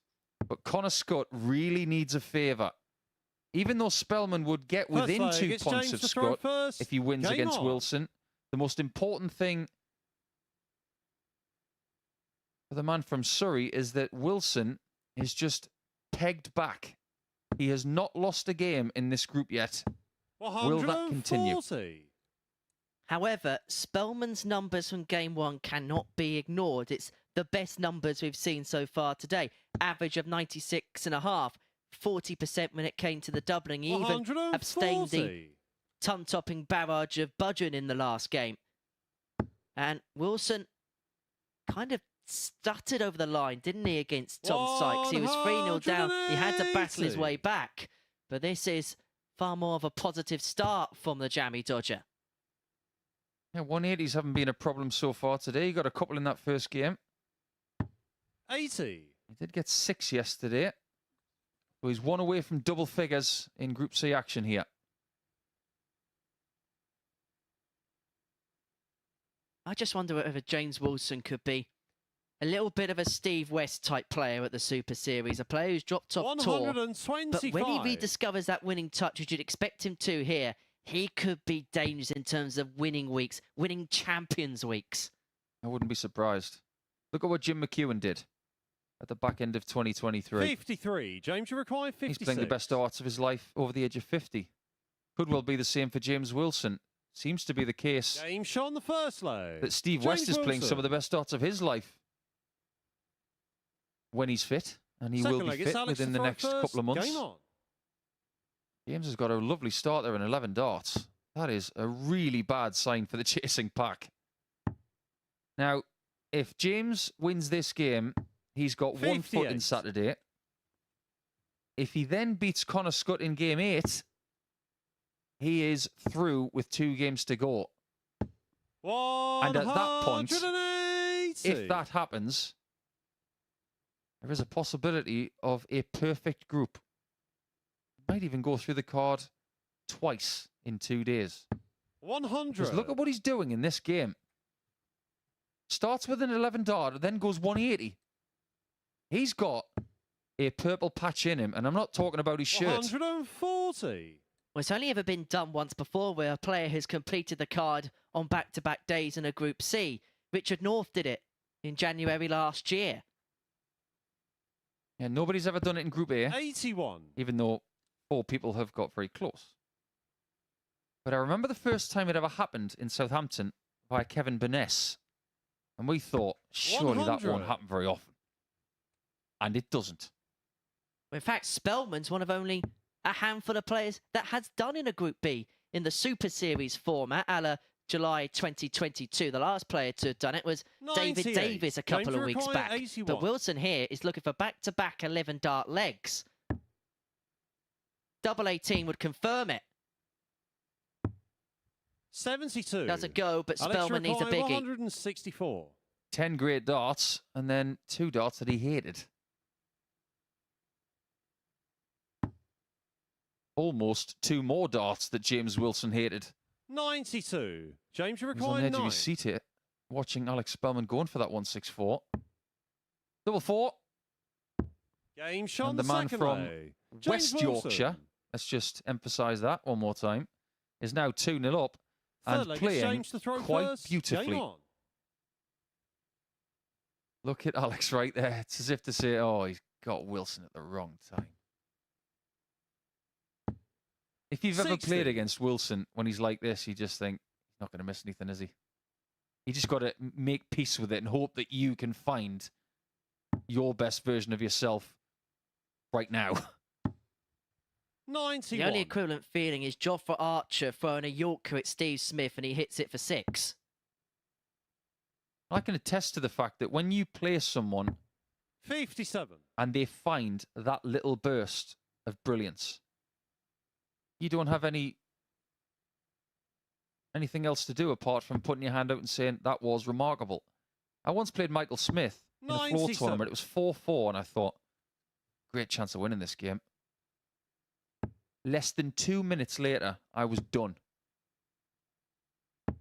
11 darter, 98. 12 darter from Michael Smith, and it was done so fast.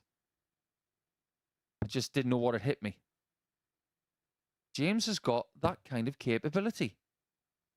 And this format, for me, 60. I think it suits him down to the ground. I think the slightly shorter format than the Pro Tour, best of 7, will suit him perfectly for the rest of this year. And outside of 121. PDC level, he has had success in the past. We showed on the graphic his best is a couple of major quarterfinals in the PDC. But don't let that kid you how good he was back in the BDO. He was the world #1 in that system. He won the Finder Darts 140. Masters, which, for those that don't know, was a massive invitational event. The best BDO players in the world were invited in that. He won that. He then also won the inaugural edition of the BDO World 43. Trophy. Alex Beat Ross Mackay, Montgomery in the 130. final of that at the Blackpool Tower. He's a player that knows how to win at this particular level, and that cannot be discounted. Double 18. 77. Moved it James somewhat. Mackay, 122. James will move the ticker. He gets 122. What a lie that is for 54. Dragged that high and left.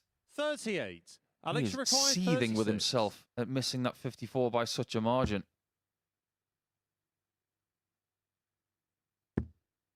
Well, can he see much of this? He should be able to, No score. but he hasn't found it. James Mackay, 84. Story is Spellman's weak. Opportunities coming and going. Wilson back for 3-0. Put him on the cusp of 7 from 7. But he's missed the big number. He's not going to get a go at the ball. He chased the treble and he paid his price to the jammy dodger. 44. And so Alex Spellman Mackay, has got 36. another reprieve. Third visit at double 18. At least he can change the target now. Nothing has gone to plan. 28. Now James Wilson gets Mackay, 3 dots 40. at tops. Didn't expect to be winning this James leg, Shaw but he the third has. leg. James And this Wilson. is terrible news for Connor Scott, this. And maybe for Fourth leg, Sykes it's as Alex to well. throw first. Game on. But at least Tom Sykes' chances of qualifying through this group are still in his hands. It is Scott that needs favours. But wasn't the end of that last leg systemic of a 140. player in and out of form? For James Wilson, he gets away with a bad leg. As for Alex Spellman, he's presented with an opportunity, but he just cannot carve a way out. And Wilson kicks off leg 4 of a max. He is pushing and probing towards that finishing line now. As James gets even closer to a first Saturday here in Portsmouth. 100. He is walking, talking, living proof that you can see world-class action very close up here 140. in Southern Hampshire. We want you to come down and experience it. We've already got Brian Rahman waiting for Saturday night. We know how exciting he is. When you're throwing the likes of James Wilson in the mix, 83. Saturday night's going to be fun. As Ray Stubbs famously paraphrased, Saturday night's all right for flighting. 60.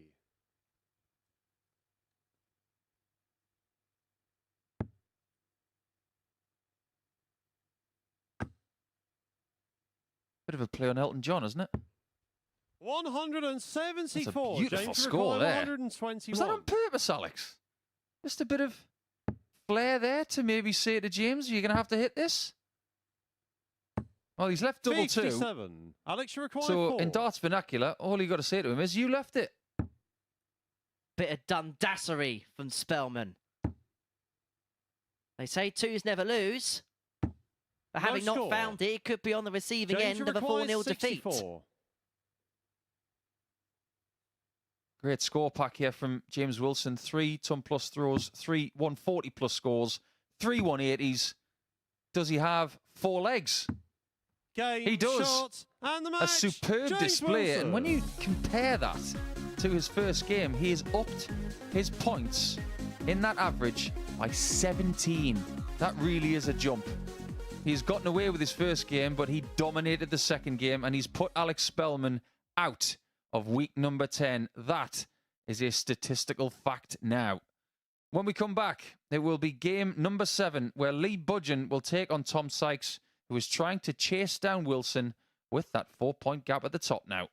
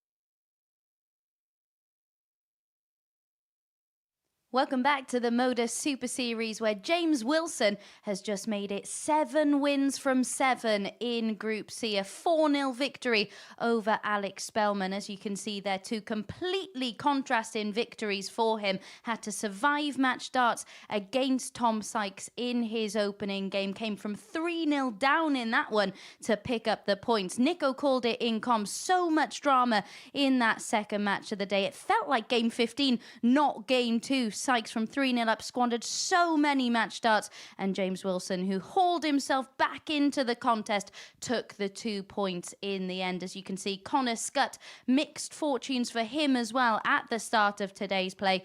Won his opener 4-1 before going down 4-1 to Tom Sykes in what still could prove to be the most crucial, the most pivotal match of the session. They were both level on 8 points heading into that fixture. Scott missed 12 darts at double in that contest and went down 4-1. He lost that particular fixture 4-2 yesterday as well. Let's have a look at what that does to the league standings, and it does mean that Sykes has a significant advantage. He's up next against Lee Budgeon and has the opportunity to put 4 points between himself and Scott before Scott plays his next game. For James Wilson, it looks like plain sailing for him on debut here at the Super Series. He looks like he's going to breeze through to finals night to join Brian Rahman in the field. Let's get back into our action now then. It is Lee Budgeon taking on Tom Sykes in the company of Henry Deacon and Paul Nicholson.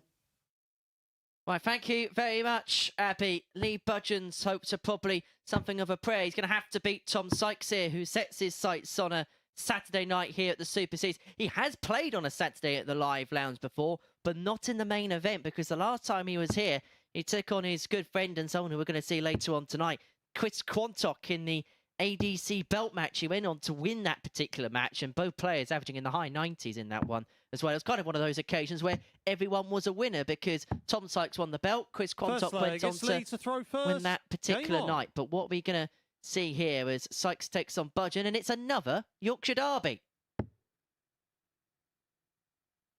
This is where things get really interesting in Group C. 140. Budgeon knows now it's knockout darts for him, because it's your classic 4-pointer. Sykes wins, he goes to 12. 140. He keeps Budgeon on 6. And then Lee has run out of games with only 2 to go. All he could do is get to 10.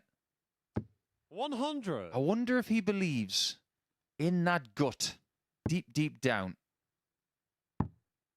that he's going to be able to do it here today. 93.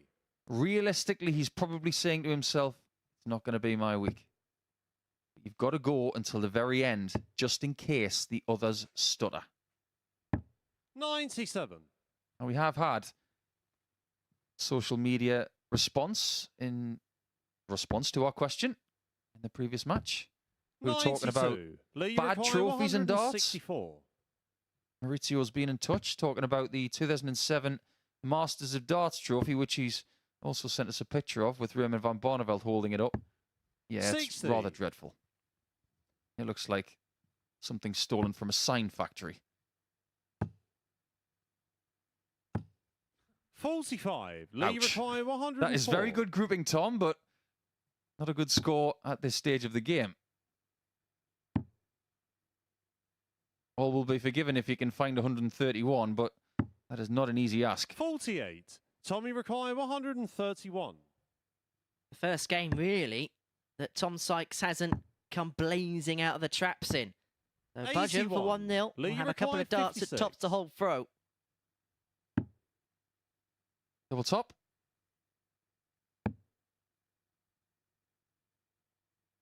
Seemed too comfortable before that 36. dart went into his right hand. Tommy Require 50. You'll feel less comfortable if Sykes can take this 50. He's going to qualify. He must be clinical in that department. Like we've all talked about so far, he has let 2 points slip against James Wilson in game number 2 today. He was a bit more clinical when he was playing against Connor Scott. However, he still needed 15 darts to get the requisite 4 doubles that he needed. 13 darts against Wilson.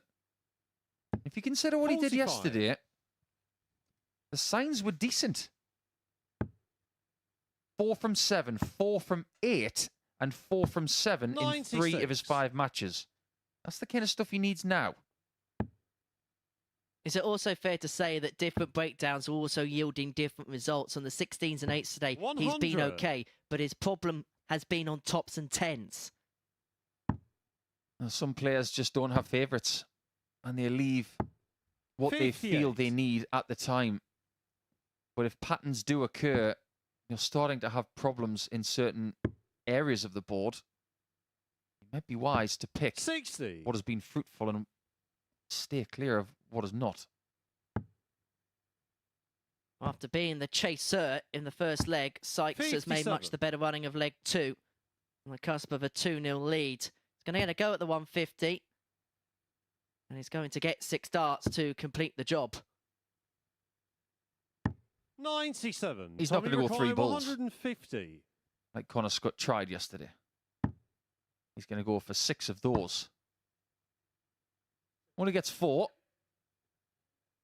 Which leaves 74. 90. Never second guess the subtraction skills of a dart player. A really good way to learn it.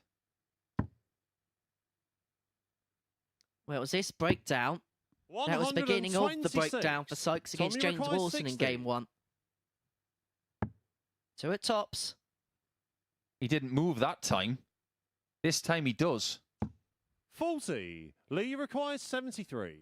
What a great insight into that deflection that we got right there. Is he going to be bitten on the double that he's just missed? 53. Tommy required 20. That expression of budgeon tells you a very vivid Game story. show on the second leg. As does Tom Sykes. the score sheet now.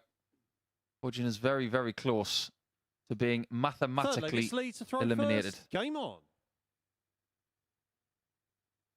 That double 10 has had a bit of a love-hate relationship as far as Tom Sykes is concerned today. But he was on the right side of the equation there. 123.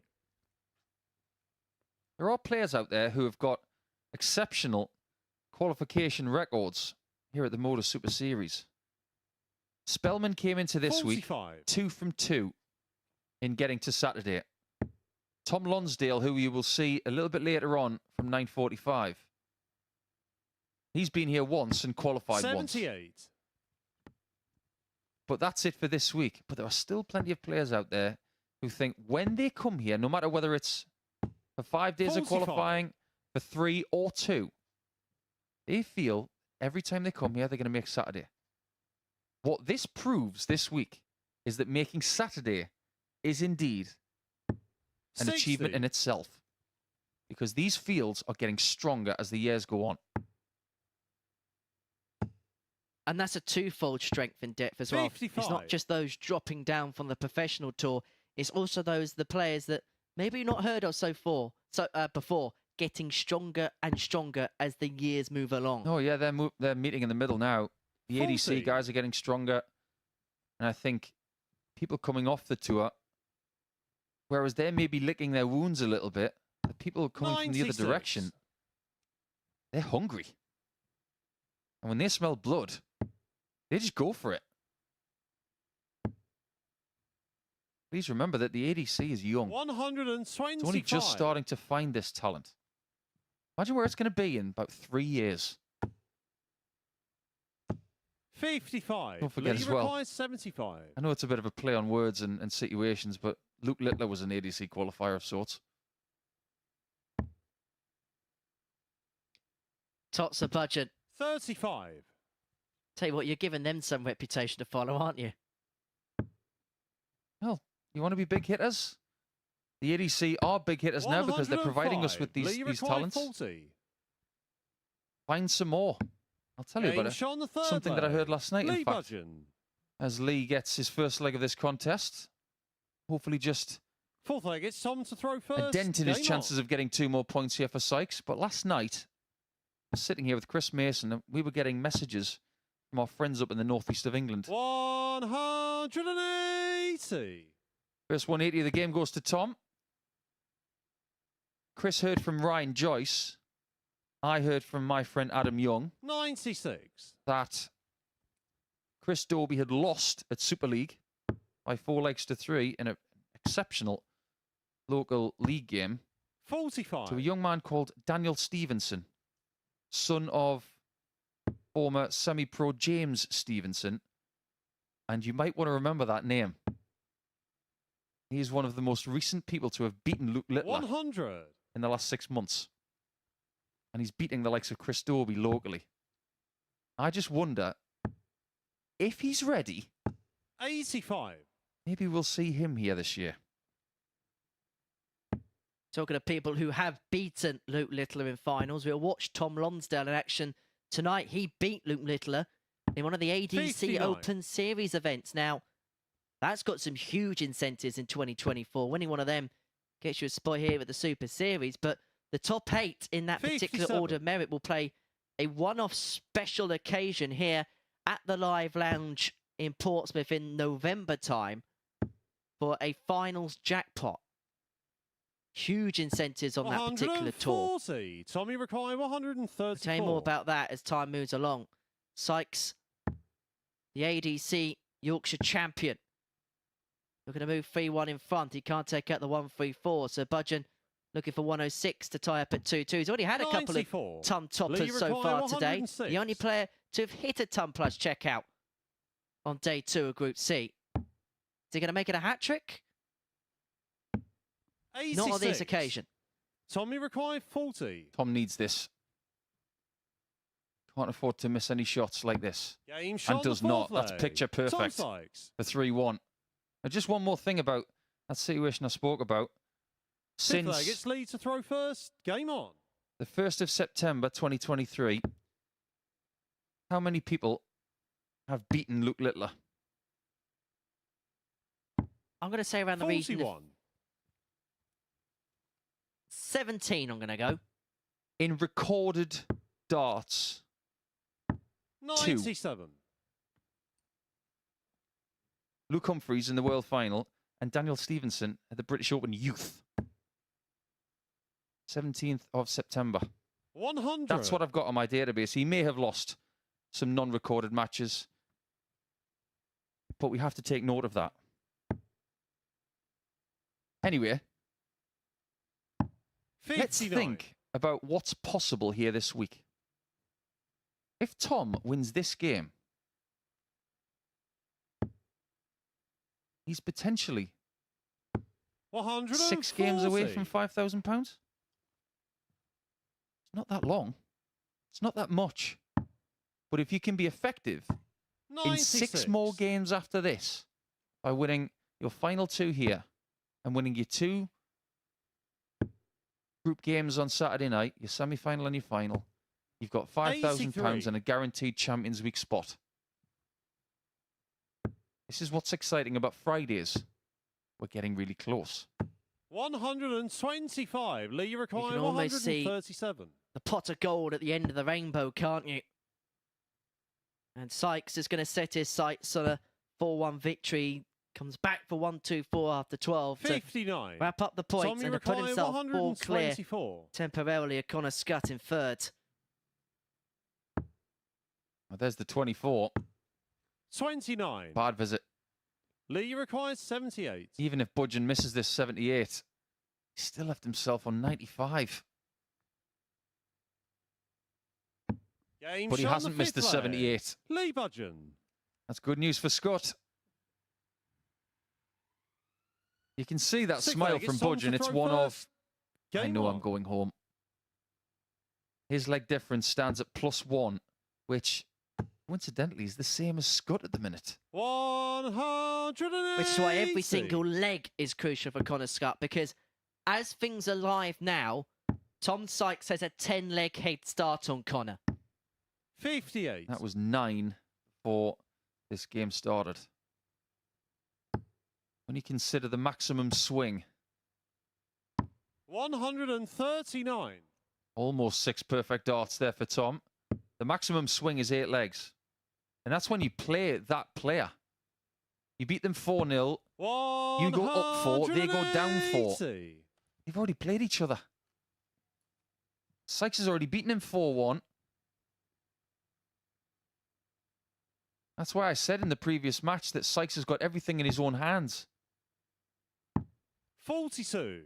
And he's still to play Tom van den Hogen as well. Yeah, he's the sacrificial lamb, really, when it comes to 99. Tommy levels in this Rakai, group. Oh, 140. sacrificial tofu, depending on what you eat. Oh, it's a great dart. Stay away from that 20. Lee Rakai, Earlier in the week, Brian Raman was going 164. for treble 12 in that spot. So here it is. Tom Sykes to have a very, 57. very good opportunity of qualifying. Has Rakai, tops 40. to win 4-2. Tops for Tom. Double 10. That's awkward. No And score. you could see there with the release of the last Lee dart down Rakai, below into the double 107. 15. And so to save the match, Budger's looking at 107.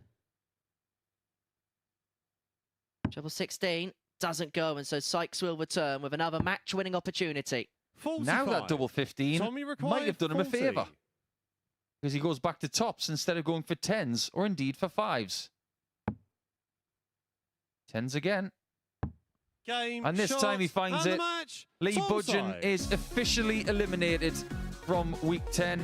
He will have 2 more games before we say an official goodbye to him from the building. But Tom Sykes is cock a hoop that he's got the win there, because now he is 4 points clear of Connor Scott in 3rd position. 82.68 was good enough to get it done on this occasion. That was his only job, to get the 4 legs, and that's exactly what he did. Connor Scott is here in the next match, and it doesn't come any more difficult than playing James Wilson, but that's the person who he has to beat next.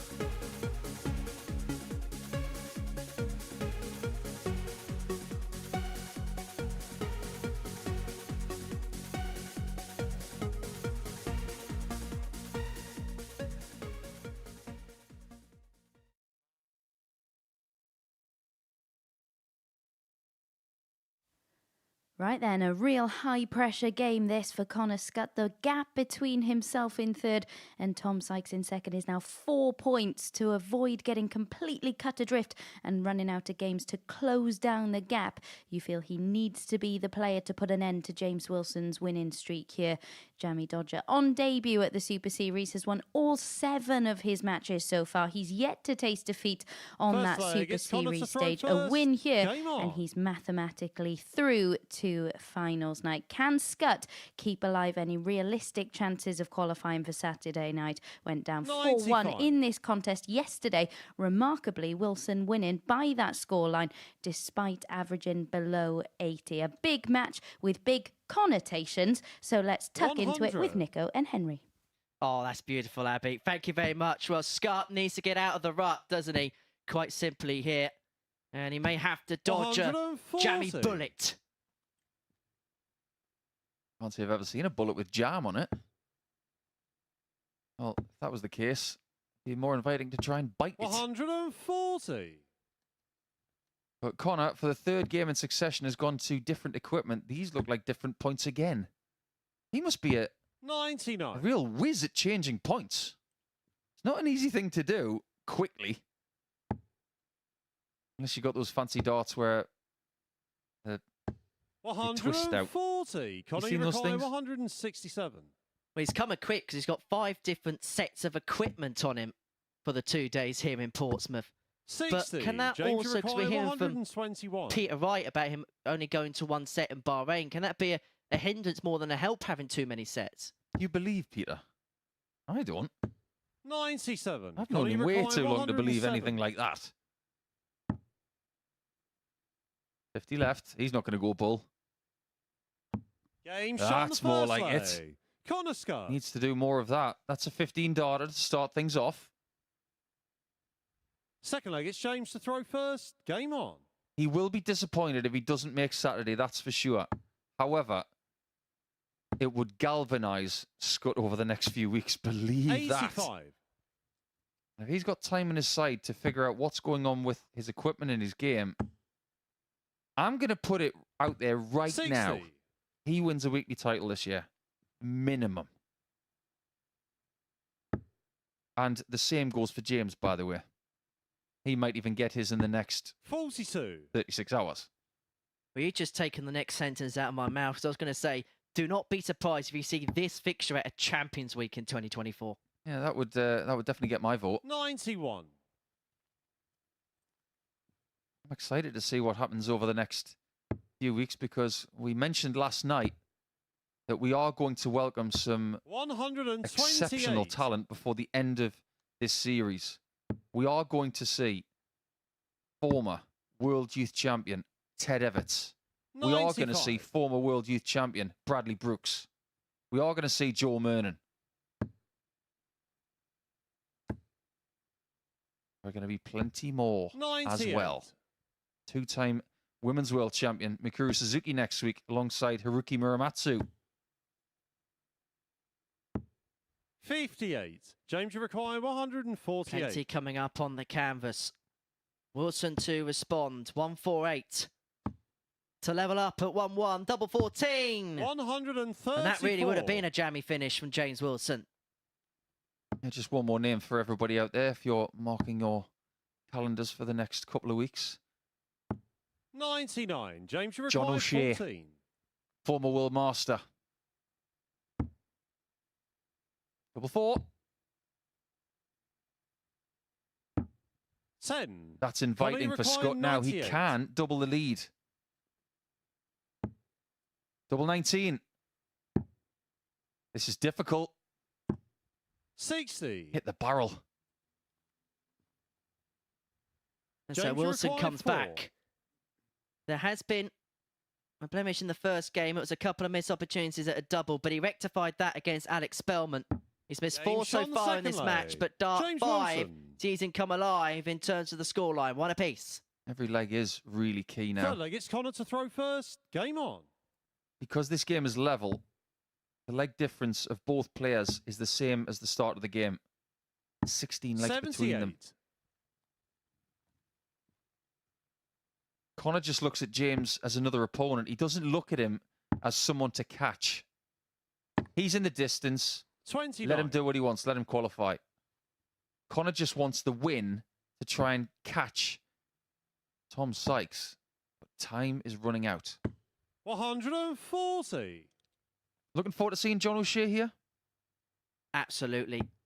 Because he plays the game in the right way, doesn't he? He goes through 60. everything. He tells us everything. And what's unique about John O'Shea's World Masters win is until the format changes, he's the last ever winner of the World Masters in 140. set play in the old Masters format, because Wesley Plazier won it over straight leg play in 2022. Don't get me started. 97. I'm a traditionalist. Connor, you require 143. I've got friends at the WDF. I think they do a great job. But changing that format to leg play was a mistake. 119. And you know it. Welcome to today's episode of Paul Nicholson's Soapbox. I don't get in it very often, 140. Connor, you but that require was 24. wrong. Game That shot was on the right. third leg. Connor That's Scott. a wonderful leg of darts in 13 there from Connor. Well, if you disagree with me, Full please play get in exchange to touch, throw and I'll first. tell you why Game you're on. wrong. Tell you what, I'd love to see a special week here at the Super Series where we play that format. Mason and I were talking yesterday that 81. PDC darts used to have that format at Players' Championships. It would be best of 5 sets, best of 3 legs per set, and it was 97. difficult to try and keep track of where you were in the game. But I think tradition is so important in any sport. 140. When you change the format of something that is the oldest tournament that's still going, you've got a problem. It's like saying, oh, do you know what? 96. We've had the Masters at Augusta for nearly 100 years. Should we just go somewhere else? Was that making the green jacket red because Coca-Cola want to sponsor it? 60. They just wouldn't do it. Anyway, let's move on. But that I did with Santa Claus. 92. 92 is not bad. He's 3 darts away from a double.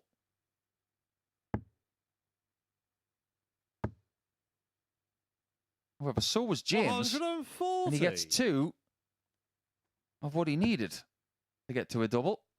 Still needs either 2 singles or another treble to get a chance to equalise 98. James without retire 80. relinquishing a chance to the man named Sniper. 2 singles are good. Game And the shot double on the is fourth also, leg. strangely, you know, Wilson. we've got a week this week where you've got someone called Sniper Fifth leg. and it's Connor someone to who throw used to be first. called Game on. Sniper. Because that used to be Darren Webster's nickname. And you'll see more of him tonight. My word, he was fun last night. His interview was 82. brilliant. He was so jovial and full of energy. And every game he was involved in was great to watch. You must not miss that tonight. It was fabulous. 180. Just like this is must not miss darts from James Wilson. To be fair, he hasn't been missing much throughout the week. Good quality game this, 94 and 97 the 59. averages respectively. And the jammy dodger was for a second threatening perfection. 100. This is a big passage and play for Connor Scott because he's lost the darts here in the fifth. 121. In a game he must not lose. Otherwise, you could put Tom Sykes' name in pencil. And Sykes in the practice room is now cheering for 100. Wilson. The man that broke his heart in game 2. Oh, how things can change.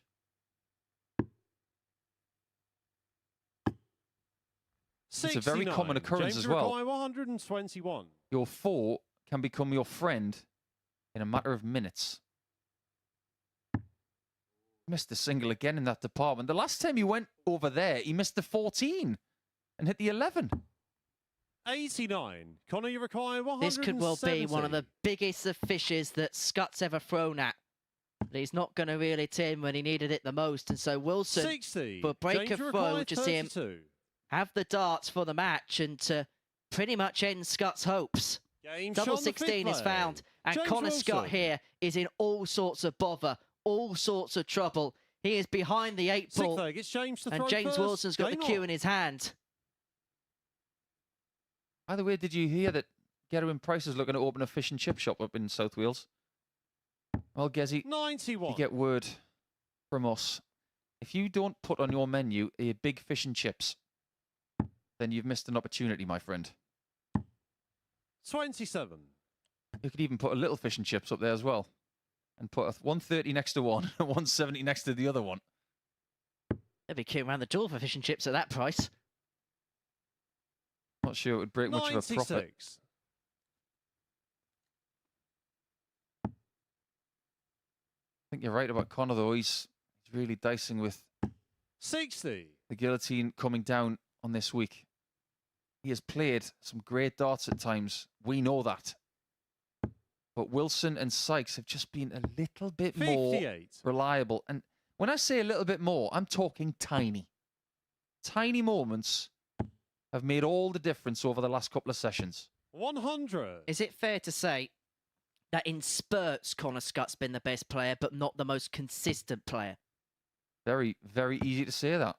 He had a better running average than both Wilson and Sykes yesterday. 60. But he has been let down by moments, by individual performances like 44.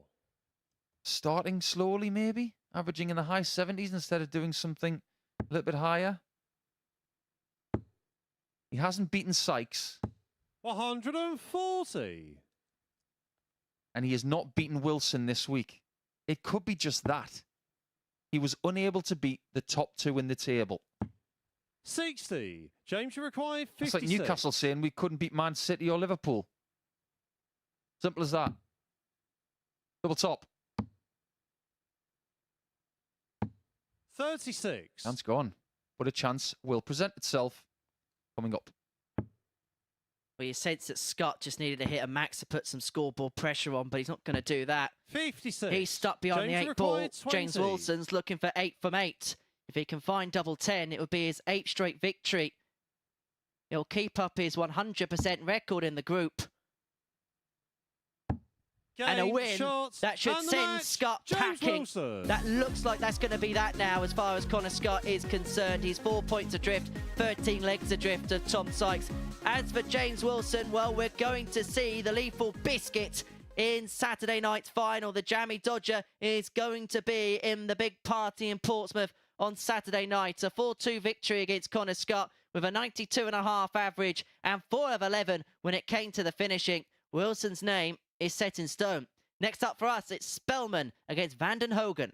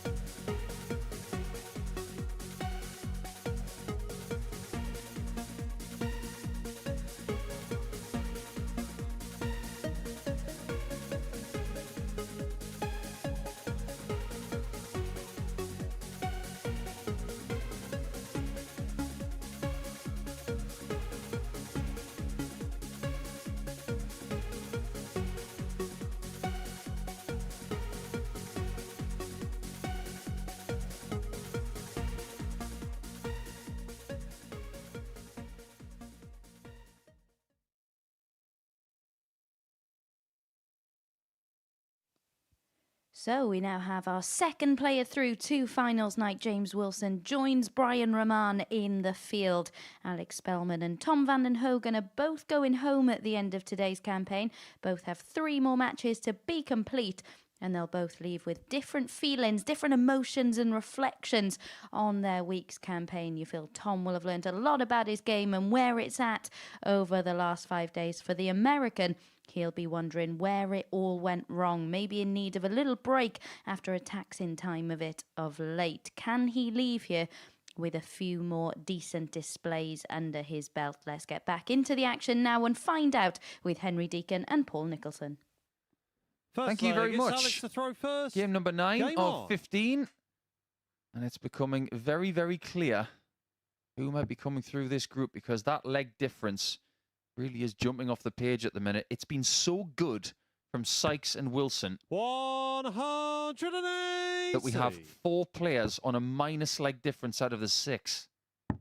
Plus 19 for Wilson, plus 12 for 56. Sykes. For that reason, Connor's got to catch up, and this is going to have to be somewhat Lazarus-like from here. What is Alex Spellman up to here? Oh, 5 perfect darts will have to do. I was getting excited. It was getting a little bit silly to start with for Spellman. 46. But just to quote your theory, between the top and bottom player in terms of legs difference, 41 legs. Still got a long way to go between. I don't know what exact week it was when Jack Waring was here in Group A. I think he finished with minus 51. And somebody was up towards record territory. There's something in the region of 80 legs between top and bottom. It can happen. Just like 11 darters can happen.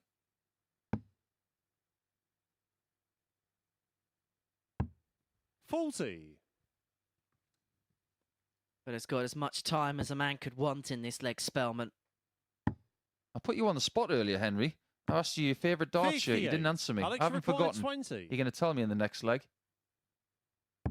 Alex is going to make sure that you haven't got much thinking time. He's going to hit 5-5. Game shot on the Told first you. leg. Alex And the answer Spellman. to your question is... Feels like he's in mastermind because he's in a revolving black Second chair. leg, it's Tom to throw first. Game on. I'll give you till the end of this leg. I'll give you a little bit of leeway. As for this 40. week, I think the dart shirt of the week will have to go to Spellman in this colour. I do like what he's got going on there with the hieroglyphics 45. and that great caricature at the back of the jackal. I don't know, because American 56. dart players and some Canadian players have got favourite NFL teams. I don't know who Alex Spellman associates himself with, 100. whether it's the Carolina Panthers, because he lives in North Carolina. I don't know whether he follows another team. But if I were basing it on this dart shirt, it would be the 42. Washington Commanders. Because that's their colour scheme, that crimson red. Who are we saying for the Super Bowl this year? 100. It's a hard ask. Going to be a really interesting championship Sunday coming up. Detroit Lions have ignited their city with this run. 139. And I'm happy for Detroit. I genuinely am. Just get a feeling about Kansas City Chiefs are becoming the new Patriots, aren't they? 60. Everybody dislikes them because they're so good. Main man Mahomes. And we get a bit of Nance and Romo on the Super Bowl this year. 60. Don't forget about the 49ers. They've got Christian McCaffrey, who is frightening.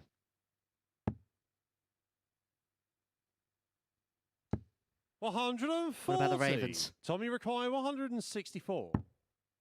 My nemesis team. I'm a Steeler. We don't like Baltimore. But they are very 87. good. I will Alex pay them require 56. all the respect in the world. Lamar Jackson should be the MVP. And they have an exceptional football team. Alex Spellman is an exceptional player. Hasn't showed it 36. as much as we'd like Tommy to have seen requires from him this 77. week. And he may find himself pegged back level here. If Van den Hoogen can take double 10, now up to double 5.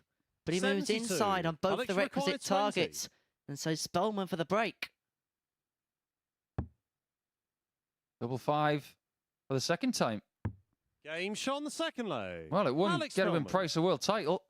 And it's won Alex Spellman both of his legs in this 9th match Third of the leg, day. it's Alex to throw first. Game on. You still haven't answered my question. I'm not letting you get away with it. Tell you what, I was a big fan of the Peter Manley Flamingo. 100. Boring. But I tell you who actually I think maybe go under the radar a little bit. Simon Whitlock, because it's iconic. It's never changed. You knew exactly what he was about. 120. Oh my word. What's happened there? Well, it was the Robin Hood of Robin Hoods. Yeah, it must have been a Robin Hood. Might have caught in the stem ring there. Yeah, Whitlock's is iconic. It's actually modelled on 135. the old Dart Players Australia rep shirts.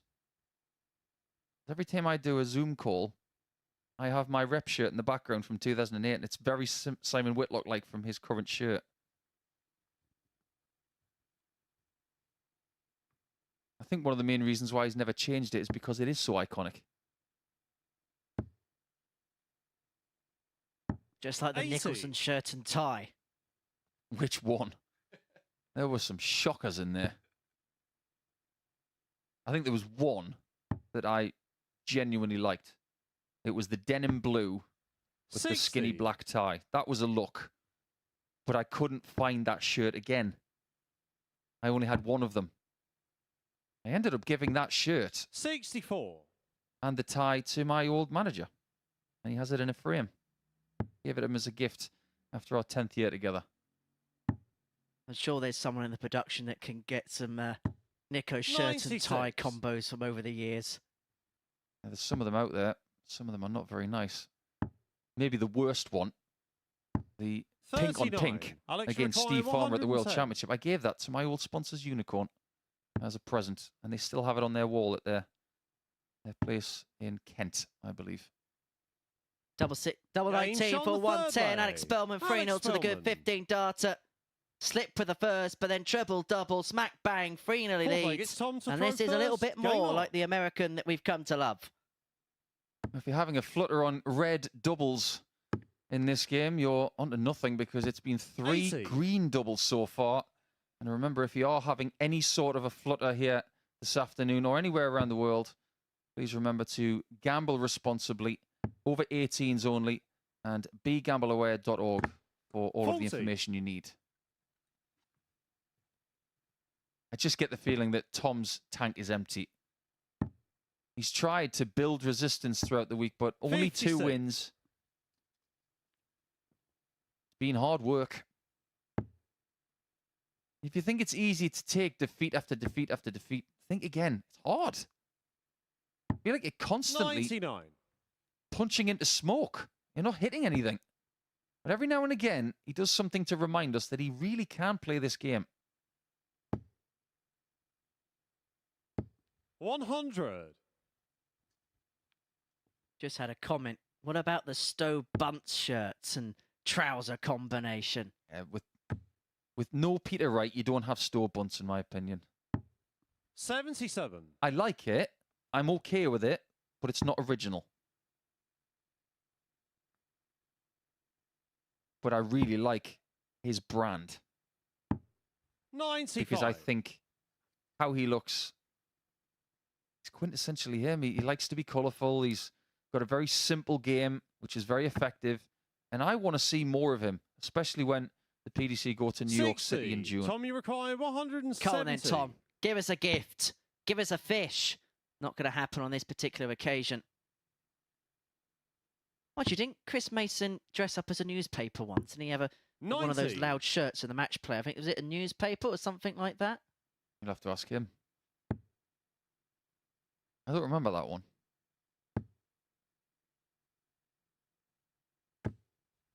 $41. Tom, you Stop. require 80. Himself from being beaten by Spellman again. 37. a bit ragged. He has had 2 darts at double in this match and missed them both. He should be having 3 darts at tops. 100. Time you require 43. Still has to burn a dart here to get to tops, or double 16 for that matter. Game shot on the 4th leg. He does win his Tom first Van leg of this Hogan. contest. Spellman playing for pride, as is Tom. 5th leg, it's Alex to throw first. Spellman Game wins on. this game. He would equalise Lee Budgeon on 6 points. Alex does not have that superior leg difference, so would remain in 5th position. And as far as 99. Brandon Hoogan is concerned, he's the only player that's lost a game to nil. Apart from obviously that 4-0 win for James Wilson, he's been the one 98. that's been on the receiving end of the majority of the droppings. Out of the 4 games that have ended 4-0 so far in this group, he's been on the receiving end of 3 of them. 180. I think what's encouraging, and Abby asked me a question yesterday, in fact, after the session finished. What can Alex take from this week? 37. What he can take from today already is that he's playing as steadily and better than any point this week. Yes, he did have a 100 average on Monday, but game on game, he's playing better today than any day this week, which is really good. Averaging this one in excess of 92, 33% on the doubles. Had that 110 checkout in the previous leg. 133. Alex, you require For 88. the match and a 4-1 win. He's got 6 from 88. Tops 2 in hand. For an Game 11 shot dart leg and to the match, complete the job Alex for Spellman. Alex Spellman. And that is more like the Jackal that has done what he has done across numerous circuits. A 4-1 victory for the American, averaging 93.12. Couple of maximums in there and 40% when it came to the finishing. So coming up after the break for Connor Scott, well, he's going to have to win just to keep himself interested, and he's going to have to win big to keep himself interested. He plays Lee Budgeon after this short break.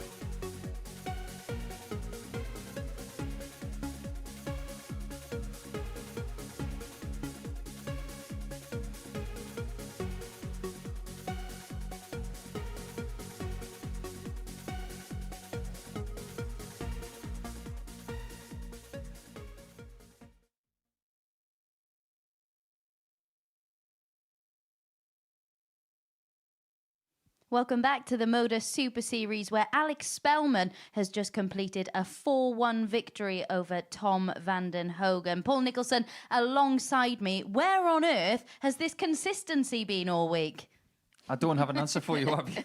I really don't know. The only thing we can say is that the pressure's been off today, and he can just go out there and play darts, and he's looked superb. If this had been there earlier in the week, he probably isn't even in this group. We can say that confidently. But isn't it great to see Alex playing like this today, just proving to himself that it's still there? Yeah, and reminding us what he's capable of. Let's have a look then at the 9 results that we have seen so far today. It got underway with Connor Scott completing a convincing victory over Tom Vanden Hogen. But a couple of the standout matches that we've seen so far. That second match, you highlighted it in commentary, and I think it was the perfect way of putting it. It felt like game 15, not game 2. Yeah, sometimes the schedule can play tricks on you. You want those kind of games towards the end. And if you look towards the end of this, you've got Tom Sykes playing in the last match. I speculated just how much that would play a part. It might not even play a part. It might be a dead rubber. But look at this situation that Sykes finds himself in, missing darts for the match at 4-0 and then being reeled in. At that point, we thought maybe he was going to go through the same sort of process as the last time he was here. But he has responded better than last time, so he's used that experience. Yeah, it says a lot about his mental strength, doesn't it? Because at the end of that match, I could hear him from this room slapping his thigh. He was so frustrated with what he'd allowed to happen in that match, became so embroiled. So to respond in the manner that he did against Connor Scott in what was a real grudge match says a lot about his resilience. Yeah, it does. I think they've identified, and I'm talking about James, Connor, and Tom, they've identified the key battles here. And if you consider the fact that Connor is the only one who has not beaten one of the other two, that's where this group is possibly going to be won and lost. And we mentioned Connor Scott changing his equipment quite a bit today. Do you think he's let that get to him a little bit too much, maybe put too much attention into that? I think there's been some attention on it, but I don't think he's been putting pressure on his performances because of it. He's a very gifted dart player who can throw most of the bits of equipment that he already brings with him. So he's just trying to find that magic formula. If it works this week, great. If it doesn't, he's got more information to work with in the coming weeks, which will be valuable for his season. Yeah, let's have a look then at the league standings, and it does confirm James Wilson is our second player through to finals night. He joins Brian Rahman. It's already turning into quite a field, isn't it? Tom Sykes looks like he's going to be joining him there. Scott, to keep his very faint hopes alive, of course, needs to get the better of Budgeon in our next match. But a word on Jamie Dodger. He's won all 8 matches, not experienced that losing feeling up on that stage so far this week. Do you think in some strange way, though, it's almost beneficial to learn how you respond to defeats up on that stage? Yeah, I think so. You can lose on a Saturday night as well and still prevail.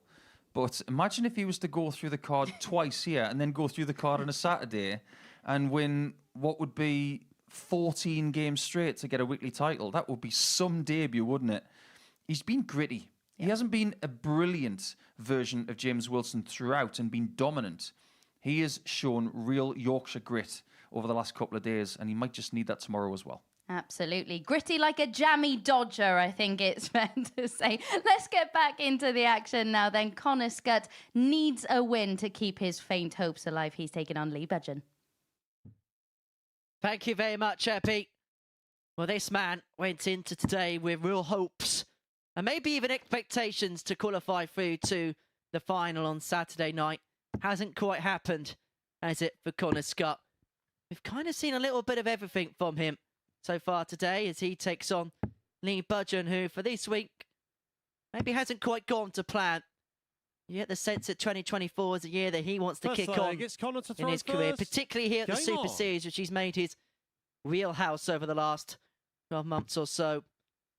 But for Connor Scott, yes, as Abby alluded to in the introduction, 60. It is must win. But it's also win by a margin because you look at the legs difference. Tom Sykes is on +12. Connor Scott's on -1. The maximum there can be in terms of a leg swing after 57. 8 matches is 13. The maximum that you could be allowed to be at after 9 games is 8. Tom Sykes plays Alex 55. Spellman after this. Scott's going to have to rely on a lot of favours on top of his brilliance. I personally think Connor Scott's biggest problem is the 85. fact that Sykes is playing Tom van den Hogen in the last match. That looks like as close to a guaranteed 2 points as you can get here this week. 96. That's with all due respect to Tom. But just imagine if Connor was to get through from here. That would make for an interesting interview. 44. Another change of equipment here to go through to the translucent orange flights and 82. the attached stem. This is something he used in his first game of the day, which he won, but only averaged just shy of 79. I think that maybe he'd need a bit more than that to beat Lee in this 140. 10th match of the day. Does that almost in your mind say that 100. nothing is settling him? He doesn't feel set with anything. No, I think he's just trialing different combinations, whether it's length of point, breadth of flight, 44. Connor, you even require weight of flight. They might even be 108. different microns. Like I said, he can throw anything he wants, but he wants to feel that 76. eureka Lee moment of, require when I throw these, I know 131. exactly what's going to happen. 131 isn't going to go for Budgeon, and so Scott is back for 32 for 1-0 lead. 29. Connor, you sense he needs to require win big. 32. The double Game shot on 16 the is the first first leg. step on the Connor journey Scott. of 1,000 miles, and it will feel like 1,000 miles away for Connor Scott. Second leg, it's Lee to throw first. Game on. Very easy to say that he wants 4-0. Getting it is another. Although he did beat Lee Budgeon 44. yesterday in what was an exceptional game. What he would give for that level again. And I'll have to say, because the fixtures have been 137. thrown around, if he puts in 103 average and change again, it might be good enough to get that 4-0 because Budgeon has got very little urgency 39. about himself now. He's out. And the demeanour is saying that of a man who's been eliminated as well. Whereas Scott is digging in with the task. 140.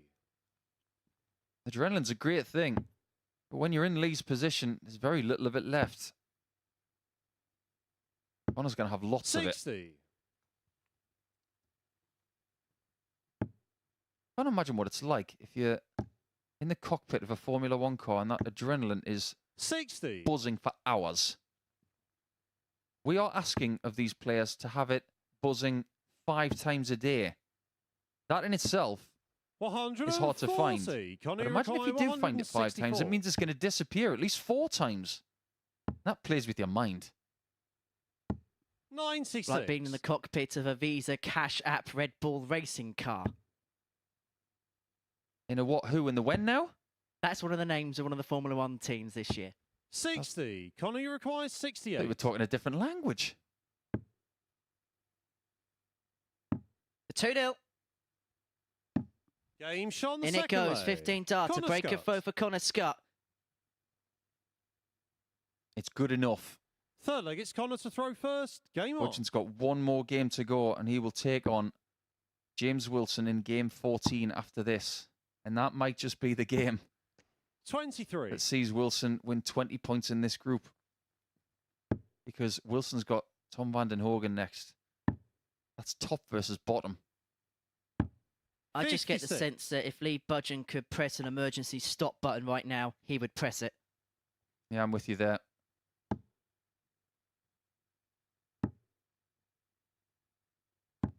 $58. You are curious, the Live Lounge in Portsmouth does not have an ejector seat. It's not an episode of Takeshi's Castle. 93. Here's a fun stat for you. Less people have conquered Takeshi's castle than have walked the moon. 123.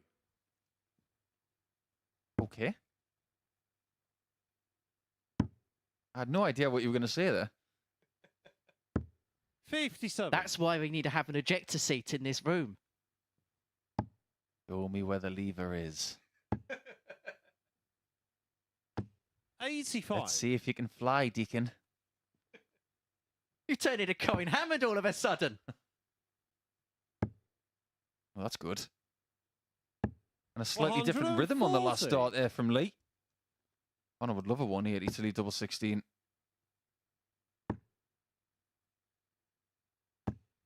It's very, very good. Lee required 155. Plan A was 4-0.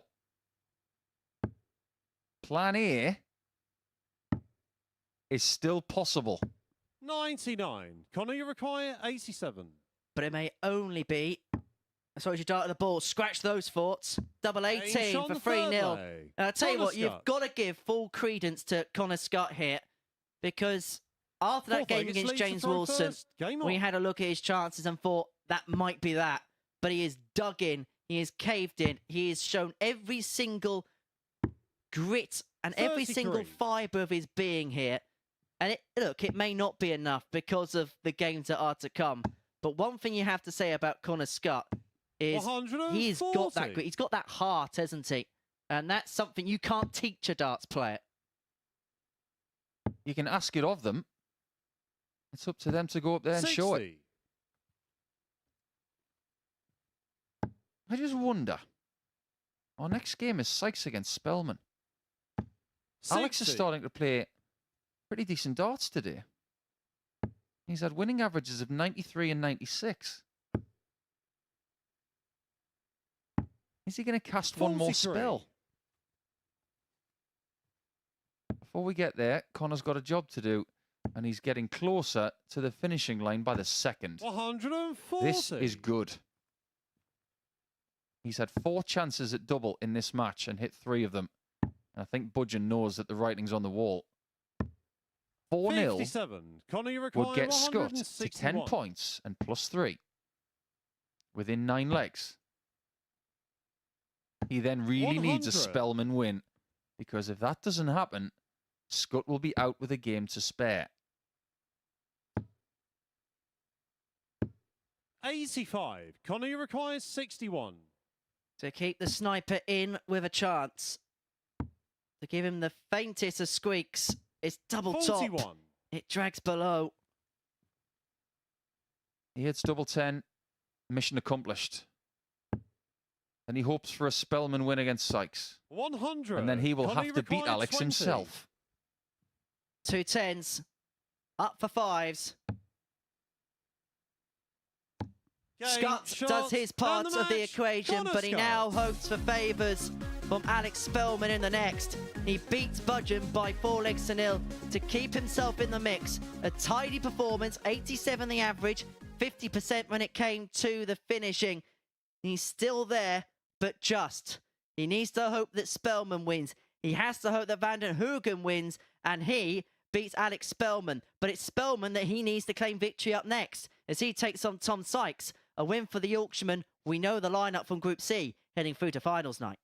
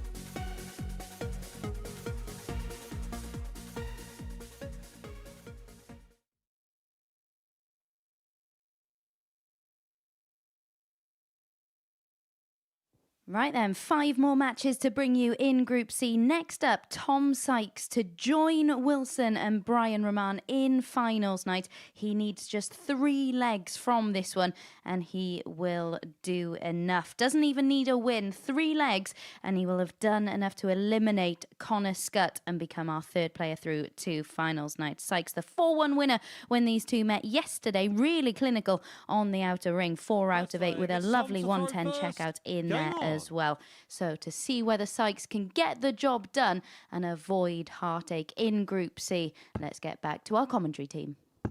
60. Yeah, we're at that point, Abby, like you mentioned. Not a win he needs, it's just an amount of legs, but sometimes that brings its own pressure. Now he's on the cusp of slaying the demon 60. of his debut. We've already got 2 people through to Saturday's final.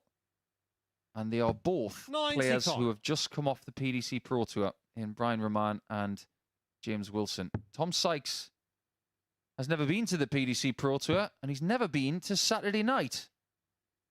Been a Saturday daytime. 94. He knows what it's like to play here on a Saturday. But in the group format of Saturday night, where £5,000 is at the end of the rainbow, 85. he's not been there yet. Just if you're not aware, Saturday night is 6 players split into 2 groups of 3. 3 players play 2 group games each. And then whoever occupies the top 2 spots of those groups go through to the semi-finals. 140. Is it key in this contest that Sykes has got the darts? Because he's got a better opportunity of getting 3 legs. Especially when you consider Spellman's scoring power. So he knows, theoretically, 96. he doesn't have to break in this match. He wouldn't have to break in any scenario, but let alone only needing 3. As a matter of fact, he can be broken once and still get the 3 legs on throw.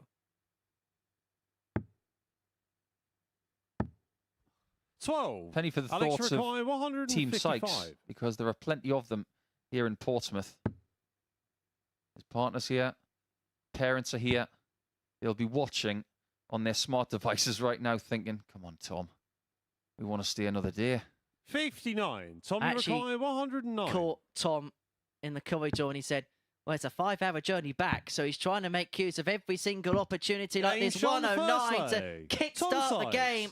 A 109, a ton topper, 1-0 he leads, and it's a couple of legs away now from tomorrow night's final.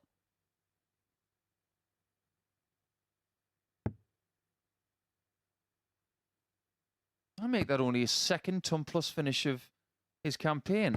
The first one since he got a 1-2-1 on his first leg yesterday. Safe to say that's a very well-timed shot. 97. Wonder if he's aware that he needs only 3 legs, because if I was him in the practice room in this position, I wouldn't know a thing. I'd just go into each game with ignorance and just trying to beat everybody in front of me and trying to win 45. every leg. That was always my integrity mindset. Go into each game the same way, with the same goal. 140. Beat them and try and win every leg. But I do have a bit of a story for you once. I've wanted to beat everybody to 0 in every game I've ever played. 77. But there was one game that sticks out.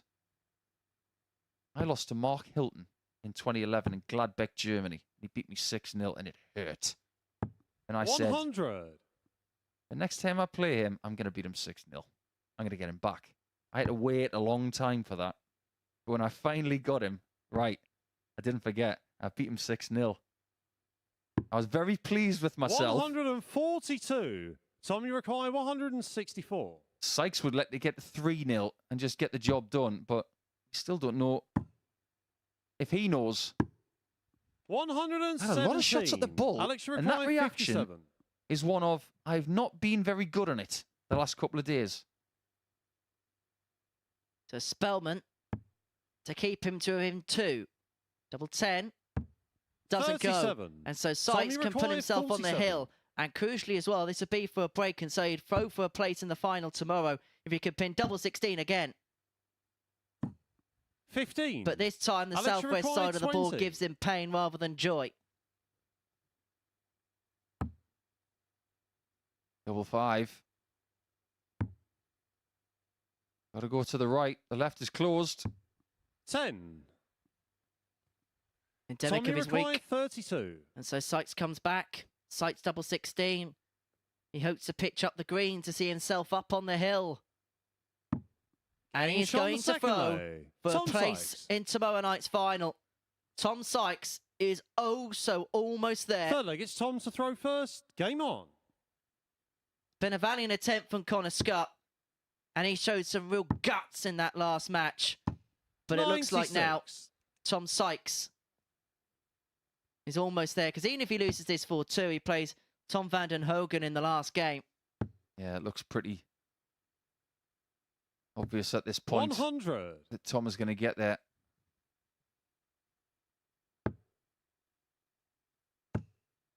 He'd like to get it done with a game to spare, that's for sure. 97. Spellman has got this game and a game with Scott. He could have had a huge say in who goes through. It's not going to be him. And he's not going to have a massive say by the looks of it from this point.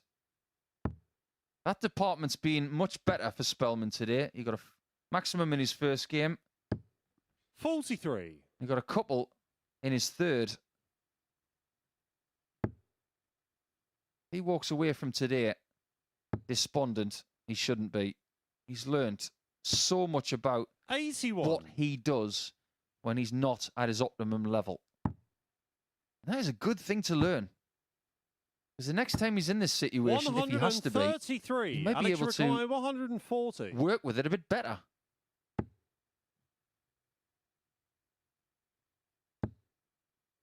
Just underneath. Another one of them would have left double 10. And so 100. this Tommy Rakai, is 132. for tomorrow night's final. Is it going to be a champagne finish to set himself through? Now, treble 19 leaves a blocked bullseye. Can he find a way through Game to pop shot his the way third into leg. tomorrow night's Tom final? Sykes. A 1-3-2, a champagne finish, and a champagne way to seal Fourth it leg, for it's Alex to Sykes. throw first. Game on. He hit that bullseye clean. No interference at all. And he threw that from about 8 feet. If not a little bit longer than that. That really was 140. the finish of the week. No celebration either. That tells me he's got no idea. 39. The frivolity that he threw those darts suggests that he thinks he's got to win because he threw them aggressively. He could throw that bullseye dart 50 times and maybe hit that twice. That's how hard that was. 100. It also is an insight into how good he can be. I've got good news 98. for his partner and his parents. You're going to need another night in the hotel. You're staying.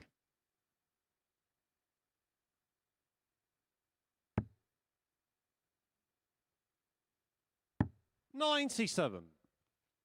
Writing on the wall, the Spellman, who has not played badly in this game. He's actually got an average of 5 points 100. greater than Alex Sykes. Rakai, 164. But it's not enough.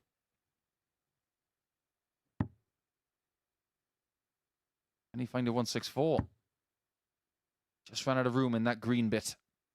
124. Of the 6 ton plus checkouts hit today, Spellman's been on the receiving end of 4 of them. 22. Alex Rakai, 40. Double top.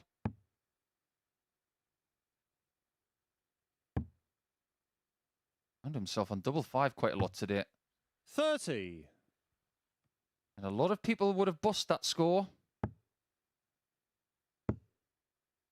He's talking to himself in the 100. background as if to Alex say maybe he Rakai, should have. 10. Because this has given him no joy. That's veered off to the left. Game That's shot on found the its fourth way in. lay. Alex Spellman. He finds a leg, but Sykes can throw for the match. Fifth leg, it's Tom to throw first. Game on.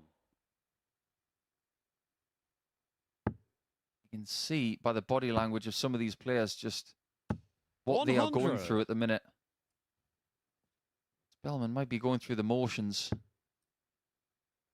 But when you're in this situation, because we've all been there in round robin play, whether it's locally or at a 100. world-class level, you still want to win. Even if your qualification chances are gone, 57. you still enjoy that feeling of being better than the person on the other side of the hockey. When you look at his points total in this group, not going to be happy with 6. 43. And he does have a chance of getting 4th position over Lee Budgeon. 43. What we have seen as well in this group is that the 3 people who came in on Thursday morning have been the better players. The 3 players who came here from Group A 83. have suffered. Well, scratch 4th, Nico. He can get 3rd because if he wins this 4-3, he'll be on -5 legs difference. He plays Connor 45. Scott in the last match. If he wins that 4-0, they'd both be on -1 legs difference, 26 legs 1. Sorry, they'd be on 27 legs 1. And so Spellman would get the jump on the legs 1 graphic. 88. See, there's always a scenario with the Super Series. He doesn't know about that. He's a very, very clever computer programmer. And if he 100. knows about that situation right now, then he hasn't been fully focused on this game. But they do have a monitor inside the practice room, which tells them where they stand. When Spellman looked at the points a few games 100. ago, Tommy required I don't think he's looked at the monitor 156. since. Well, it would have been a blockbuster way to seal the match. He's already sealed his way through. 49. Alex, you require Is to 87. pull another one back. And he would throw to send us all the way to a decider if he can find this double 18. Well, that one bends the wire. 51. But he can't crash it off Tommy the barrel, and the required frustration was 107. palpable. 48 tops. Just starting to lose that dart through the air, not coming out of the hand right and wobbling when it hits the sisal. 45. Alex, you require 36. Starting to tire just a little bit. Spellman moves that wire again. Can he move the chains? Game shot on the There you 5th go. play. Alex Spellman. First down, Spellman. You've been waiting to say that. 6th play gets Haven't Alex said to it all throw week. first. Game Might as well on. say it while I can. By the time Spellman gets home, I don't know when he's going to go home. He might want to put his feet up back in Boone, North Carolina and watch Championship 26. Sunday. I wonder where he's going to fly back to, because he's got so many options living where he lives. He could go back to Charlotte, Atlanta. 96. Maybe he'll connect through somewhere. I'm not really sure what he would do.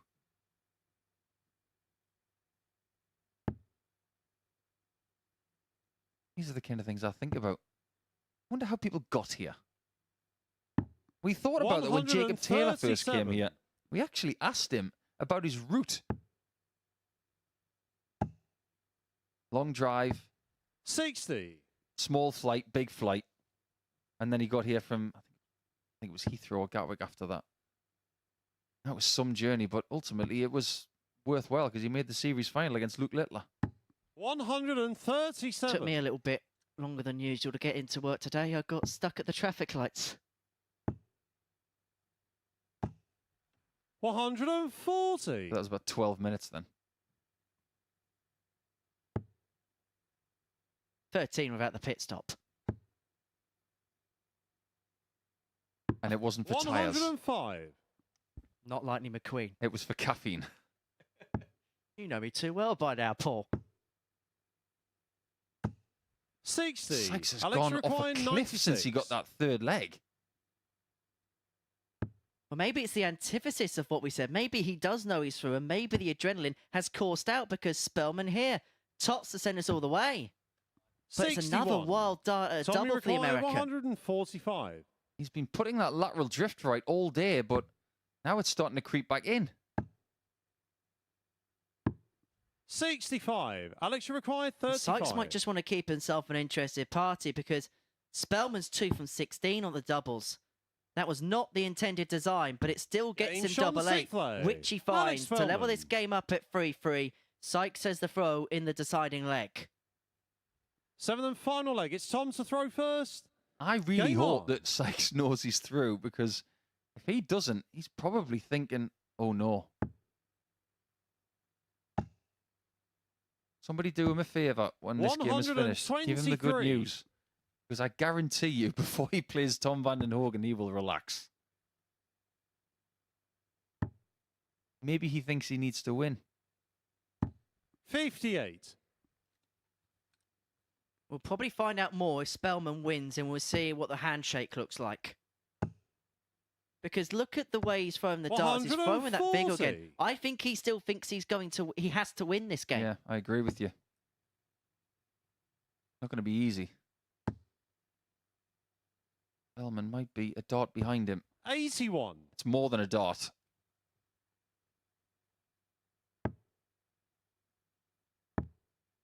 Great switch. 92. Very, very good darts here from Tom Sykes. 2 treble visits, 2 of them to start, then that 1 treble visit to get onto the finish. And he's going to have 6 darts from there. 100. Tommy required 146. Whatever the mindset is, he has flicked the switch in this last leg. And he's going to have oodles of time to complete the job. 95. Finds a way in the middle of that barrage to find the job on 19. Leaves himself 51 after 12. As for Spellman, he has the higher average, 85.29, but he's Tommy missed required 14 51. darts at a double in this match. And Tom Sykes can step up now, knowing his place in the final is assured, to get the win to cap it off. Double 16. Game In shot, it goes, the and that is the Tom celebration of Sykes. relief. He only needed 3 legs, did Tom Sykes, but he's got the win to rubber stamp his place into tomorrow night's final. He has beaten Alex Spellman by 4 legs to 3, and you can see what it means to the Yorkshireman. An 84-82 average, 4 out of 7 on the doubles, 2 ton plus checkouts. That 1-3-2 sent him there. Having had the bullseye obscured following the 25, he manoeuvred a way around it and manoeuvred his way into the final at the expense of Connor Scott, who Spellman plays in his next match. But in the middle of that, we're going to see the jammy dodger, James Wilson, in action.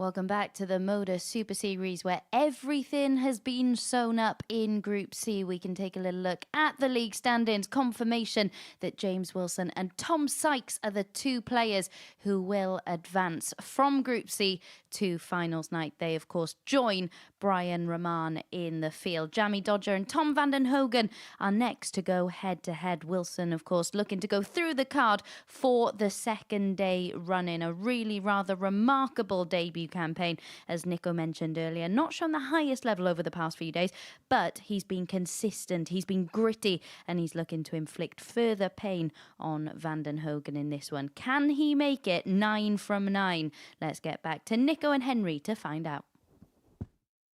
Thanks, Abby. I think he's got 10 out of 10 in his sights. But he can't take Tom van den Hogen for granted. I know that he's been on the canvas for most of this group and indeed for most of this week.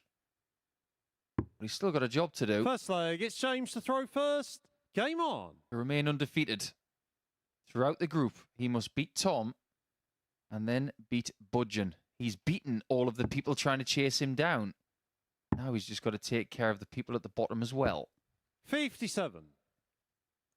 If you were the odds compilers putting odds on Wilson completing the perfect day, would it be better than even money to do it, considering who he's got in front of him? Yeah, he'd have to be. He's looked uber focused today.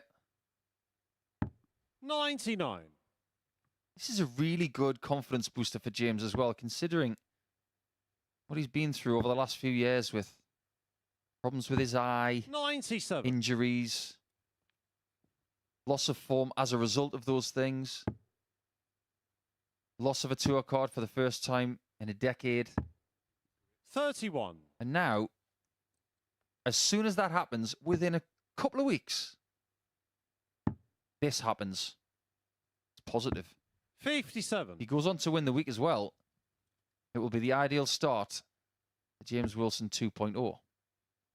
It's the biggest difference as well, as simple as he is learning how to 92. win again. Whereas when you're on the Pro Tour, Matthew Edgar speaks about it a lot, you kind of get happy with last 32s and things like that. Whereas here, the goalposts change. You see the trophy in your 140. sights. I don't think it was James that said that yesterday. It was Darren Webster who said that yesterday, but I wouldn't be surprised if James concurred.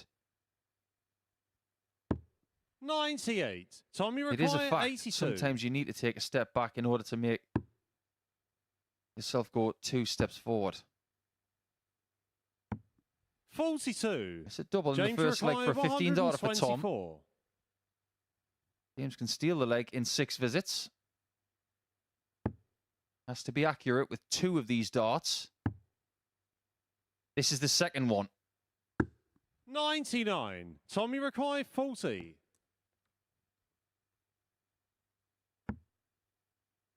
Down and a bit to the left. Game shot Just in like the that. first leg. Tom van den Hogen. Didn't get many legs yesterday. Second leg, it's Back Tom to to be throw exact. first. Game on. He got 5.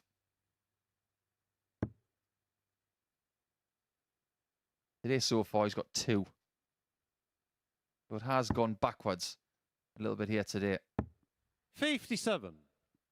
Hasn't got a win since Wednesday when he beat Lee Budgeon in game 5. So he's got exactly the opposite 89. of what James Wilson has. James is on for a 9th consecutive win, whereas Tom is on for a 9th consecutive defeat if he was to lose. 81. And I don't want to scare every single person over the age of 50 here. However, You already have. James Wilson is eligible for the World 60. Seniors Tour. He's aged 51. That's why the seniors crop is stronger than ever, because you've seen people turn 50 in the last 12 months. Henderson, 99. Andy Bolton. James Wilson is over 50 now that he's eligible. We've even had Steve Beaton over 58. Christmas saying that he's going to have 1 more year in the PDC, then join the seniors. My word. Don't forget, Dan Webster tonight's eligible. Think about Wilson and Webster rocking up to one of 40. those other qualifiers for the Champion of Champions, the World Seniors Match Play Masters. We could have some cracking lineups in the big seniors TV events over the next year or so. Begins at the Circus 95. Tavern in a couple of weeks. As Leonard Gates goes for the slam, he could hold every single seniors major title at 98. once if he wins at the Tavern. A remarkable feat, potentially. Favourite for you for that tournament? 59. That's a difficult call. Tommy Rakai, 126. But at this point in time, he's got to be considered one of the favourites.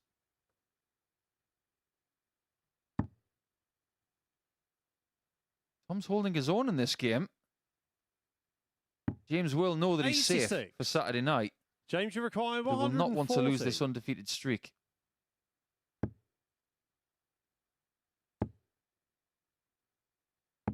Superb 100. tone. Tommy Rakai, 40.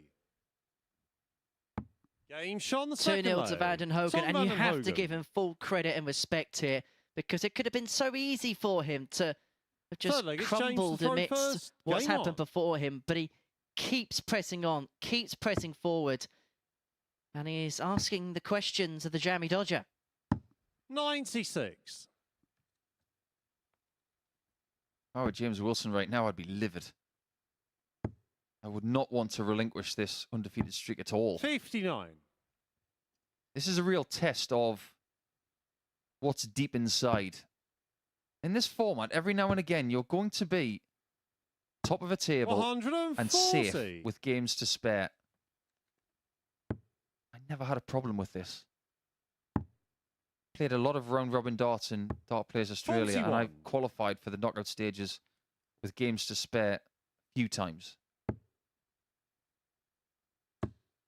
Admittedly, he's got players that he's not going to run into tomorrow to play. 180. My mentality was always, might run into you again. I don't want you to think that I'm soft. 39. That I James took my Rakai, foot off the gas. 85. And what has James done since the start of leg 3? He's put his foot down. Because look, the rest of the field, and I know for a fact Brian Roman is watching this broadcast this afternoon. You start losing your last 19. couple of games, the people around you say, yeah, you got through, but ... You don't want to be leaving any question marks whatsoever. 80. James Rakai, 66. Well, James Wilson should be putting the full stop in this leg now. By finding double 18. 30. But still, the sentence hasn't been completed. The leg hasn't been completed.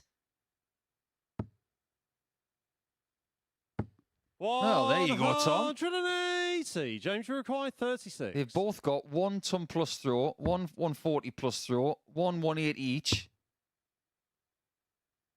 But Tom might be 28. 3-0 up. Tommy Rakai, 102. 42 surely. Almost got it.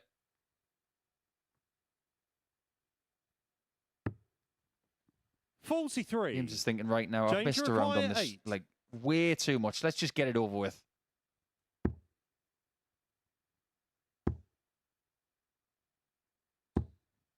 And No hasn't got it. score. Tommy Rakai, 59. He is flabbergasted. Tom Vanden Hogan was a 5-1 shot before Game this shot on game the got third underway. leg. Tom He has got Vanden a double Hogan. break against James Wilson, leads 3-0, and is throwing for the match. Fourth leg, it's Tom to throw first. As the great Game on. Rod Studd would say, any outcome is possible, no matter how unlikely it may seem.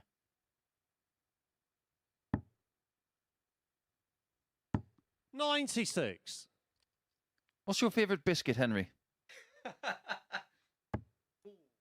Well, you got a Jammy Dodger on the stage. Do like a Jammy Dodger. Favourite 85. I tell you what I love so much. Caramel digestive biscuit. 60. Would you like to emphasise that a little bit more? You orchestrated that caramel digested biscuit. Trying to tell me that's better than a millionaire shortbread? 140. Yeah, but yeah, that goes. you're wrong. You're wrong. But that for me goes more down the cake category. It isn't a cake, it's a biscuit. 180. Brilliant darts from Tom Vanden Hogan. Where's this been? I know he's only averaging 84.88, but the timing of some of these shots have been so 43. good. When I was a kid, I used to eat bourbons by the packet. Amazing, I'm only a 32 waist. Well, 13. Van den Hoogen had 6 starts to the match. The first 3 of them have yielded just 13 points and has opened up the door for a break opportunity here for James Wilson. 57. Troublous Tommy means that Tom has got 6 from here now. 152. Who thought this was on the cards? I'm not even sure Jane Seymour in a James Bond movie could have predicted 50. this. That's one for the older generation. But I just wonder whether Tom's just began to see the finishing line a little bit because he's had a few flustery scores and James 136. Wilson Tommy here has set Mackay, himself up on 102. tops to get the break. This for the match, treble 14. Clips the wire but doesn't go. 46. Well, James has James actually had more required darts at 40. double in this match than Tom. He's had 7 to Tom's 5. He hasn't hit any of them. Game Now shot he in has, foreplay. and he James has won Wilson. from 3-0 down today. Is he going to do it again? 5th leg, it's James to throw first. Game on. Favourite Yorkshire dart player of all time? I'm going to throw loads of questions at you before the end of the day. You better be ready for them. 180. Beat James Wilson if he hits a 9. No pressure, James. 40. We'll see if you can get the next perfect visit before we ask for your answer on that one. Ask yourself that question at home. Who's your favourite Yorkshire dart player at home? 60. There are world champions out there. John Walton, Scott Waits, Dennis Priestley. 23. Well, there was a spell that in 1991, the Lakeside champion was Dennis Priestley. 2001, John Walton, Lakeside champion. 2011, 57. Dean Winstanley, Lakeside runner-up. All from Yorkshire. 2021. 58. Wasn't a Lakeside, was there? COVID. Ah. Yeah, I wouldn't cut you out.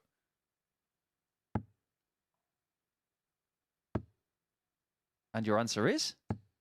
60. Probably Dennis Priestley. No, probably about it. Dennis Priestley. 2-time champion. 91 and 94 James in the Mackay, PDC. 144. 144 for Wilson to bring it back to 3-2. And you just get the sense he's kind of put his hands on the tiller as far as this game's concerned, that maybe Van den 88. Hoogen, after those good first 3 legs, may have just run out of gas a little bit. Yeah, pretty bad time to run out of gas. 81. James He was Mackay, within 56. 2 darts of winning this match had Wilson missed darts at double in the 4th leg. Double 10. Game shot. He's now within 1. James He's Wilson. creeping up on the Dutchman and trying to deny him his 3rd win of the week. 6th leg, it's Well, I Tom can to throw answer the first. question for Game on. Lancashire. Tony O'Shea, for me, growing up watching the Lakeside. I'm going to break your heart. He's from Cheshire. 138. Sorry, Henry. I've just thrown you right under the bus. Shall I leave? He's from up there. 180. that's in there. So who is your favourite Lancashire player? You've got some great options here. You got...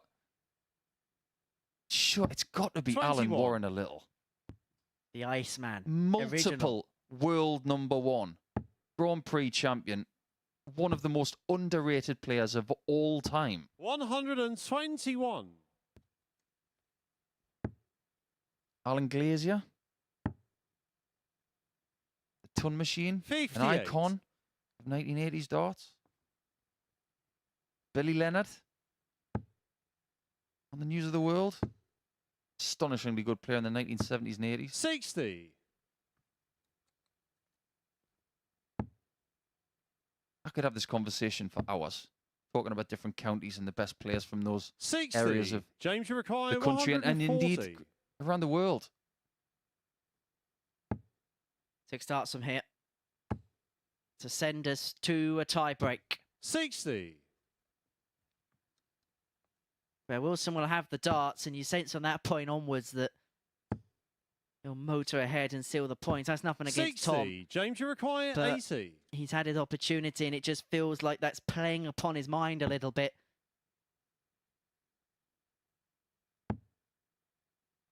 Tops are 3-3. He was 3-0 down against Tom Sykes. He Game was shot in the 3-0 sixth down leg. against Tom van den James Hogen. Wilson. And he has come back to force a last leg decide on both occasions. He completed the total turnaround Final against leg. It's Tom James to throw Sykes. first. Is it going to Game be on. another Tom Turner here?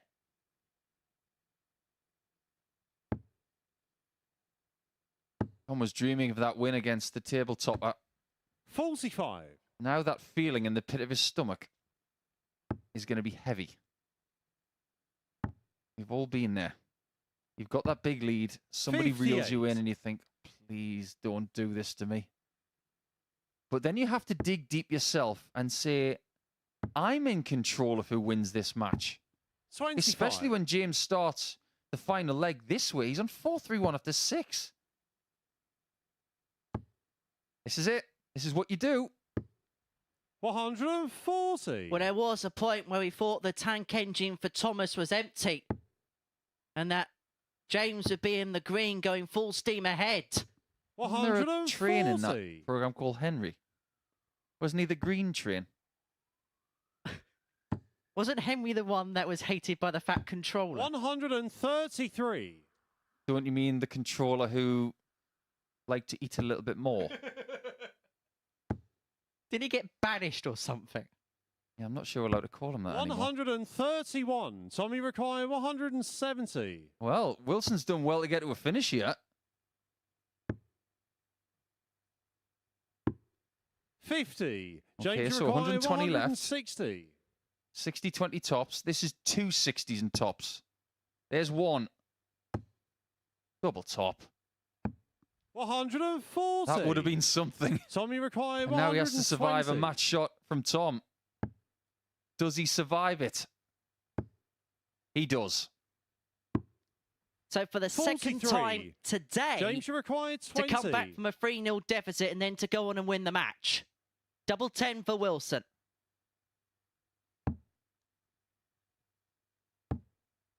Up for fives.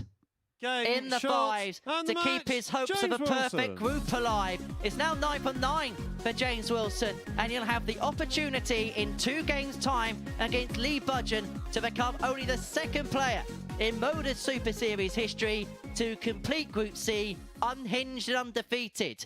He gets the better of Tom van der Hogen there by 4 legs to 3 from 3-0 down. Coming up after the break, it's our last look at Alex Spellman and Connor Scutt this week.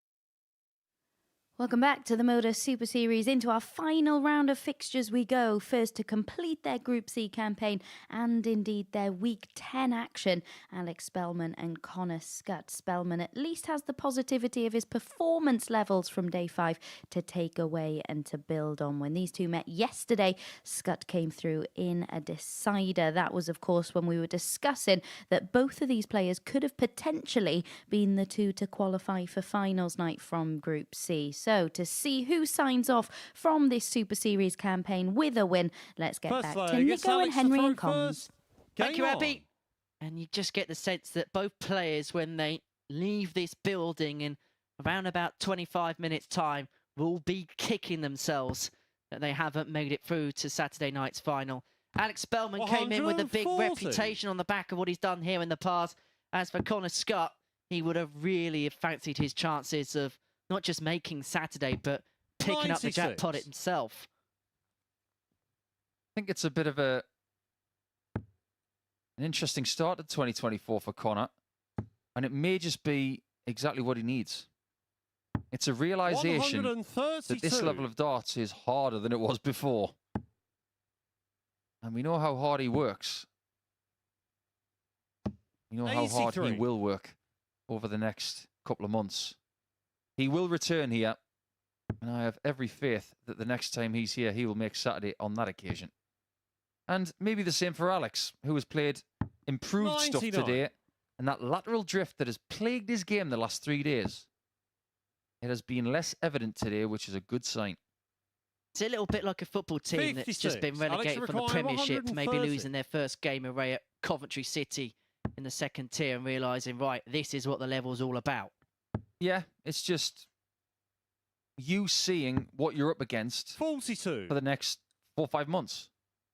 Now that he's got that information, he is more ready to handle it the next time. 180. Alex, you require 88. I don't think there's anybody that doesn't expect Connor Scott to come good in this competition at some point in 2024. We've seen this guy come good on more than one occasion here. He wants the bull's eye for the opening leg. Perfectly pinned, perfectly executed by Alex Spellman to lead 1-0. 15 dart leg to get Second leg, his it's Connor to throw first. last game in this campaign up and running. The start of this game, let's have a little delve into on this starting day 57 in history, the 26th of January. What's happened before? Is it anybody's birthday? Well, Yun Matsuda of Japan is celebrating his birthday. Well, judging by the time difference, he might not be celebrating it anymore. Grant Sampson of South Africa, who had debut at the World Championship last year, he's celebrating his birthday as well. People who have won tournaments on this day previously. 180. Nobody's going to win a tournament here today, but somebody's going to win tomorrow. But let's go all the way back to 1975. Nearly 50 years 92. ago. Conrad Daniels won the US Open and beat the great Nicky Verashkel in the final. 94. Jan Hoffman won the German Gold Cup in 1991. Martin Adams won it in 2002. But I want to go into hipster mode. 140. Connor, you require 170. In the next leg. Another one of them. Can the sniper reel in the fish? Game shot. That would have been some way to finish, and he finds it, does Connor Scott. The sniper lands the bullseye to land the big fish. 1-1. He's thinking, where's that been? Why now? But we thank you, Connor. That was a wonderful shot and our first 170 finish of the week. Taking over from James Van Bezien's best of 161 from a couple of days ago. Yeah, I want to dig a little deeper into the ladies' game. Because on this starting day in 2020, the winner of the Reykjavik International Games in the women's division, you might think I'm going off-piste here, but it was won by a lady called Ingebjorg Magnusdottir. She's a good player. She's from Iceland. I don't think she travels enough to ladies' events. I think she's someone we could possibly watch out for. The same as Veronika Ihas from Hungary. I think she's got great amount of ability. Those talents are there. It's just the vehicles they have to maybe shoot 129. forward. They haven't used them yet. And if we were to have a women's week, for example, I'd have Ingeborg here. 100. Alex Rakai, 170. Can Spellman hoist Scott by his own petard? Are we going to go back-to-back fishes? Oh, almost. 98. There's a mental projection for you. Back-to-back fishes. So what happens when Melman and Dory get together? 145. Alex Rakai, 72. Good setup from Scott. Puts pressure on the 72. But double 12. He thought that was in, you know. Game That shot one the is. third leg. Alex Earlier in the Spellman. week, he hit that spot for double 12, just on the outside, and was not Fourth able leg, to it's Connor find the to throw adjustment. first. Game on. Now he's finding it. Just a little bit too late. And this game is providing something. I'll tell you what, 139. Nico, we spoke before this game went live that because neither player got anything to play for, that the pressure's going to be off. These two kind of play at a style that probably see each other being the best out of one another. Well, look at them numbers. 100. Just look at them. We've seen some players getting this high 42. at times this week after 2 or 3 legs, but nobody has maintained it better than Kurt Parry. He's at 103.66 twice, 101.9 as well. 139. Nobody else has been averaging like him, apart from, on one occasion, Connor Scott. 81. 103.98 yesterday. He has not found that today. Or has he found it in this game? I'm going to ask you a question here, Paul. Obviously, players don't get to pick when they play in 92. a series. But if you're Connor Scott, would you want to play in Series 7 straight away, or would you want to wait your turn? Somewhere around about the 82. 1/3 mark. Alex Rakai, Maybe 170. Around week 4, week 5. That's if he had the choice. 98. Connor Rakai, Week 157. 8 tends to be the week most of our winners come from at the Super Series. Luke Littler came through it. Conan Whitehead came through it. Spellman looking for the break, looking 133. for Alex Rakai, 72. This time, tops is the destination. Just about. Oh, it's got the wrong 34. one. Connor Rakai, He's at double 24. 5 this week, going for tops. Now he's at double 1. And Scott's going for 12s. Surely. No score. Surely, but Alex there's not a Rakai, way 38. in for the sniper. Spellman will go straight for this. That first dart may not be the worst in the world for him. That's dart 3. No score. Got close. Connor Rakai, I 24. can't see a cigar anywhere. And there'll be Game no shot leg in the leisure of foreplay. Spellman Connor either. Scott. 2-2. Still, the average is very respectable. 95 Fifth leg, it's Spellman. Alex to throw 102 and a first. half Game for on. Scott.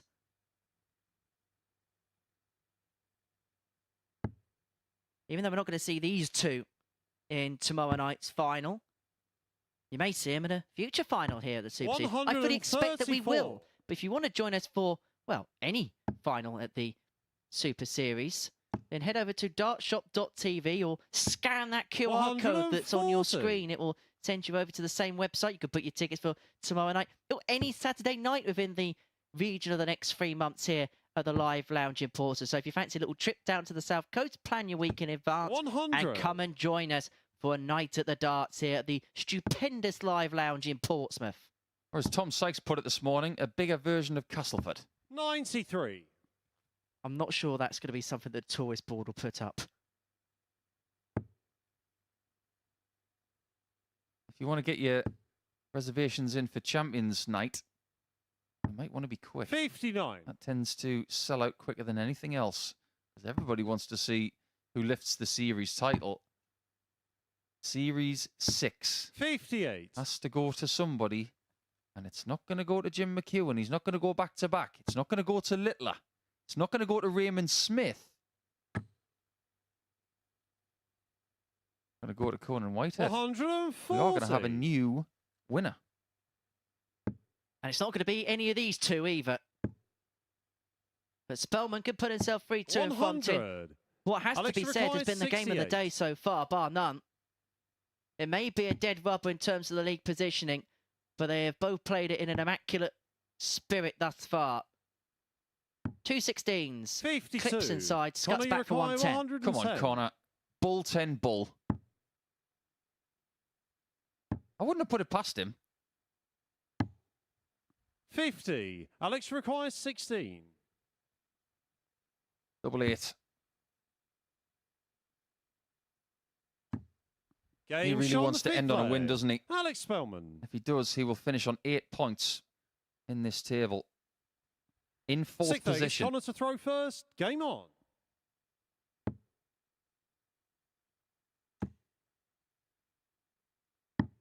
$78. I do wonder what the ambitions are of Spellman this year.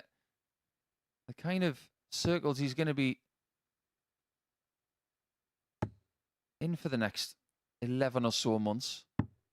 Sure, he'll be 82. playing in WDF ranked events in North America. Been good at that over the last couple of years. He'll try and qualify for New York City, I'm sure, in June. 140. Maybe earmark the North American Championship, try and take it out of the hands of Jeff Smith. I want to give you a long-term prediction to later on in the year. I think a 140. North American has got an amazing chance of winning the Lakeside. And I'll tell you why. Jacob Taylor's in that field. And I think if there's ever 99. a player that is suited to that competition format, it is the truth. He is consistent. He doesn't miss doubles. And I think when the set play goes longer, and we're talking first to 4, first to 5, first to 43. 6 in the final, he's going to be so hard to beat. If that turns out to be, 128. well, we will pay you the respect you deserve. One thing we do know is that Andy Bartons cannot defend it. 100. Connor, you require 56. Take us all the way. Double top. 16. Wow, that's cruel. Alex, you require 136. This would be some way to round off what has been, at times, a tumultuous week for Alex Spellman. But he's not going to finish it for 136. Scott to send us to a last leg that 128. this Connor, game you feels require like it 40. deserves. Game shot on the 6th leg. Maybe it deserved Connor it. Scott. It's getting it. Interesting that Spellman was never tempted to go Seventh double-double final with leg. It's Alex 76 to left throw after hitting first. that treble 20. Game on. Well, here you go, lads. One last leg. Play your hearts out. 60. Slightly contrasting journeys home. Connor may be home in about 60. less than 2 hours. I take Alex, they're thinking a couple of days. Just depends when his flight is. He might have a flight booked for Sunday. I wouldn't be surprised if 60. he doesn't want to change the flight, because that might be expensive. He might stick around for Saturday night and watch. Just fly home Sunday anyway. 40. Well, we're probably not going to hear from Alex Spellman in this broadcast, but we know we will get his thoughts because he's a very keen vlogger of the events that he plays in across his social media feeds. Is he really? Where can we catch his vlogging? 60. I believe that he does a vlog on his Facebook page Oh, and elsewhere. shame, I'm not on that one. 131. Or as my mum likes to call it, to Facebook. Just have to have a chat with Alex, and you've got to YouTube it, mate. I want to watch things like that. Ooh, somebody's got the glue out on the barrel. That was an incredible way of stopping the throw when it wasn't right. 60. He's not Alex Spellman, he's Tiger Woods. Bit of magic from Spellman. That was remarkable. I haven't seen that for ages. 100. Yep, I don't want to throw that one. Come here. Well, Scott's already had a 170 in this match. Could he hit 2 in a game? 60. Connor, you require 170. Doesn't have to. Isn't going to. 105. That's the kind of score that Alex wants. Might get even more.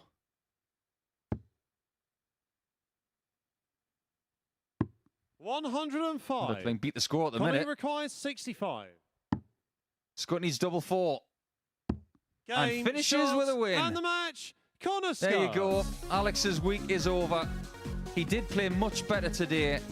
And Connor Scott really, really struggled in this group at times. But the tail of the tape, it was good in that game. But it wasn't good enough against the top 2. That's why he's in 3rd spot. He didn't beat James Wilson. He did not beat Tom Sykes. But on this occasion, he has beaten Alex Spellman. And for a second time in 2 days by 4 legs to 3. When we come back, it's James Wilson's chance for history for himself. In his debut campaign in Group C, he's going for the perfect 20 points.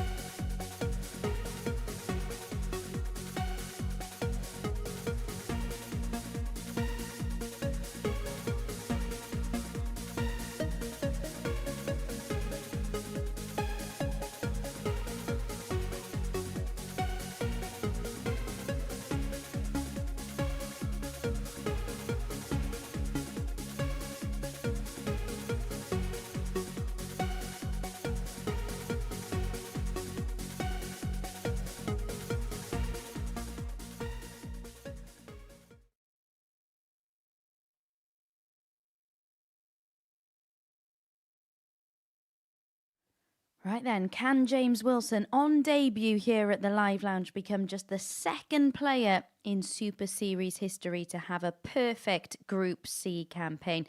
It really would be such a massive achievement, especially when you look at the quality in this field. He's had comprehensive wins. He's come from 3-0 down on more than one occasion. He's had to grind out victories, but he's one win away from the perfect campaign. To see whether he can do just that against Lee Budgeon, let's get back to Nico and Henry in comms.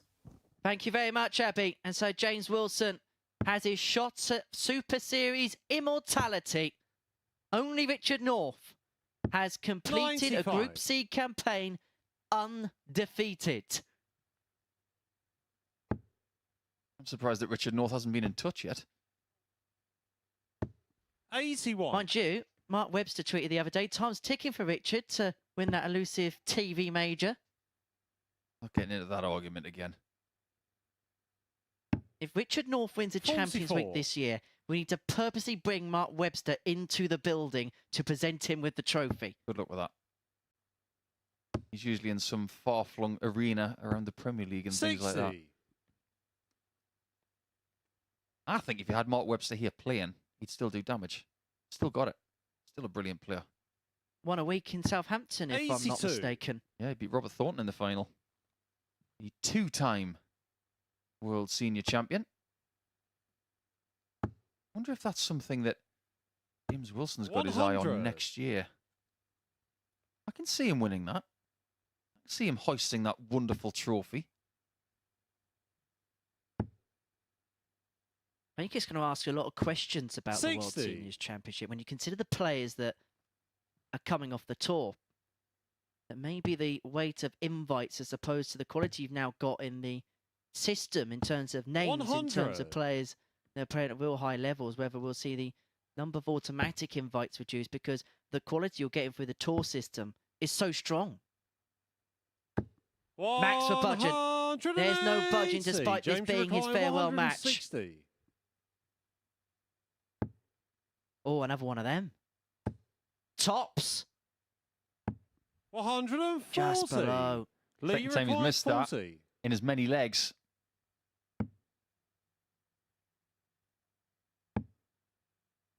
Two tens. And now 20. Wilson can James step in. required 20. And you get the sense if he breaks in leg one, it could be a long way back, even at this early stage for Lee Budgeon. Game Yeah, shot double ten's been on the end of a string for James, Wilson. who's had a bit of a storied career Second with leg, it's Ross James to throw Montgomery, hasn't he? first. Game on. Every player has got that one adversary that just seems to keep popping up. 96. For me, it was Gary Anderson. We had a trilogy at the UK Open. I played him on my debut at the Grand Slam. I could have played him in my last TV match 81. had I beaten Kevin Burness, but I didn't. But with Montgomery and Wilson, strange that one of his big titles, he beat Montgomery in the final. And he also played Ross in 43. his England debut back in 2012. And Wilson beat him 3-0. 140. In his next game for England, same weekend against Wales, he beat Wayne Warren. Didn't seem to draw bad players at international level. 140. Whilst you've got a bit of time, Nick, I reckon we should play a tungsten tease. It's been a while. Can you name every winner of the Men's BDO World Trophy since the re-inauguration in 2014 to 2019? 54. Not off the top of my head. Wasn't ready for it. Jim Williams? Won the last one in Blackburn. Peter Meerschen. 128. 2017 in Barry. Harold Fitton? 2016 at the Lakeside. James Wilson? 85. James 2014 required Blackpool, 94. and he's looking for 94 here for 2-0. How many have I missing? 76 left. Going to lay up for tops. 54. Lee required 141. Glenn Durrant beat Hunter Buckner. 2018. There's just one left, which we'll get to in the next leg. 85. James required 40.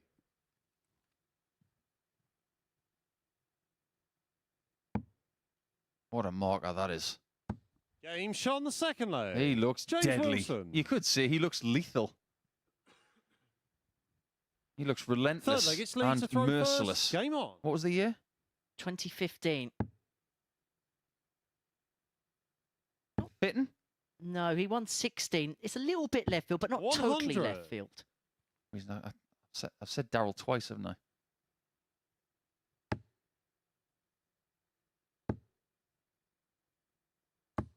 $140. Don't keep our viewers in the midst, who is it? Kurt de Vos of Oh, Belgium. he beat Jeffrey de Graaf in the final, didn't he? That's 10-9. right. Foxy. Real good play. He once upon a time held the record average at the Grand 40. Slam.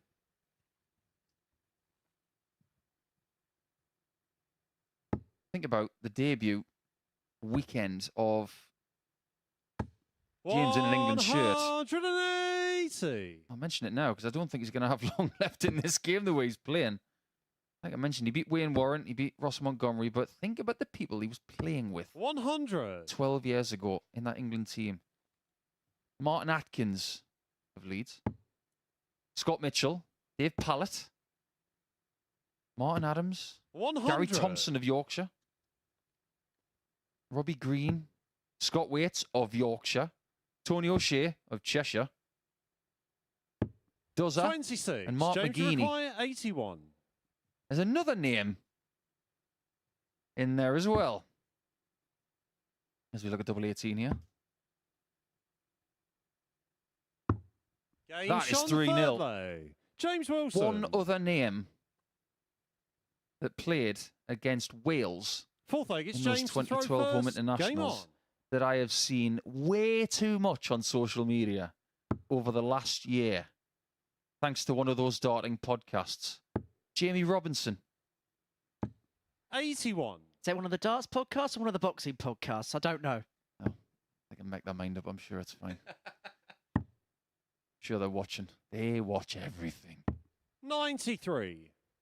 And Jamie Robinson lost that match to Martin Phillips, former world master, lefty from Gwynedd.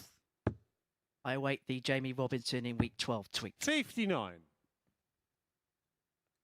Quite simple. If Jamie Robinson wants to play here, he can go through the ADC. Do a good job, those guys. But Wilson here doing a good job. He won the 64. first 3 legs in the space of 45 darts. He's a leg away from something that only Richard North has done before, and that's win all 10 games in a Group C campaign. 91. But Richard North did not go on to win that week. Did he? He lost in the semi-finals to John Henderson, who then went on to win the week. 140. Budgeon was involved in that particular week in Series 2, week 12. Yeah, Fallon Sherritt was there as well. Oh, Cullerton was ultra unlucky. This is ultra good. 140. He missed a big out, didn't he? Was it 152 to win the week, and Henderson pounced. Over averaged around a ton in that particular final. But Wilson here stands 140. on the cusp James of history. 130. Something of which only Richard North has done before. And that is to complete the card on both days of Group C. 120. And he was a dart away from it. Lee requires 64. Where have we seen this before? A Yorkshireman having a 3-0 lead and is then pegged back. Game shot on the fourth leg. This is where it starts. Lee Budgeon. Oh, that's right. It was Sykes against Wilson earlier. Fifth Maybe leg, it's Wilson's Lee going to get throw hoisted by first. his own Game petard on. because twice he's come back from 3-0 down. Now he's 3-0 up. Can you see what James Wilson does to people? Lee Budgeon all week has been the epitome of microaggression and 100. focus on the dartboard. And when he's around James Wilson, he starts smiling. This is the impact that this guy has. He's the kind of guy who's impossible to dislike. 140. Goes up on that stage when he's been at European Tour events and bigger ones than that. Singing, I think it was the Monkeys, wasn't it? I'm a believer. 140.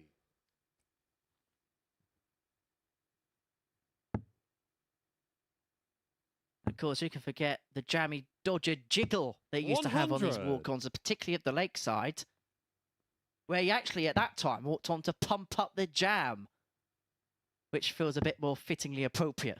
That's quite clever. 60.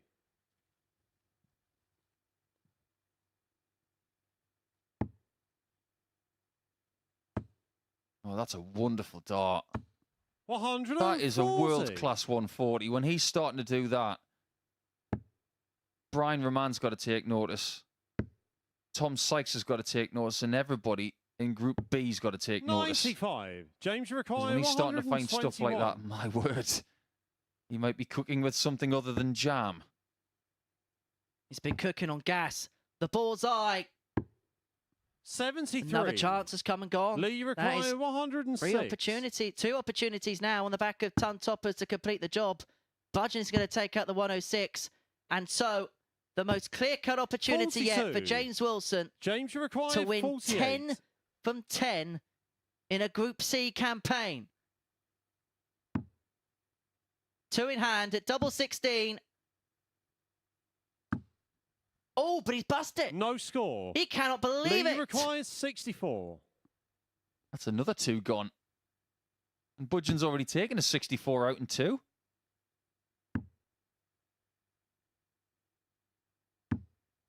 This time he doesn't take it in 3, and he James knows required that the 48. exit door is open. James Wilson push him through it by getting 48 this time. Another dice at double 16. 16. But still Lee he requires can't get over the 16. line. And still he can't find that perfect record. And Game surely shot on the Budgeon isn't fifth going to leg. let another Lee opportunity Budgeon. pass him by. No is the answer. But now, James Wilson throws for the Sixth perfect leg, it's group. James to throw first. Game on.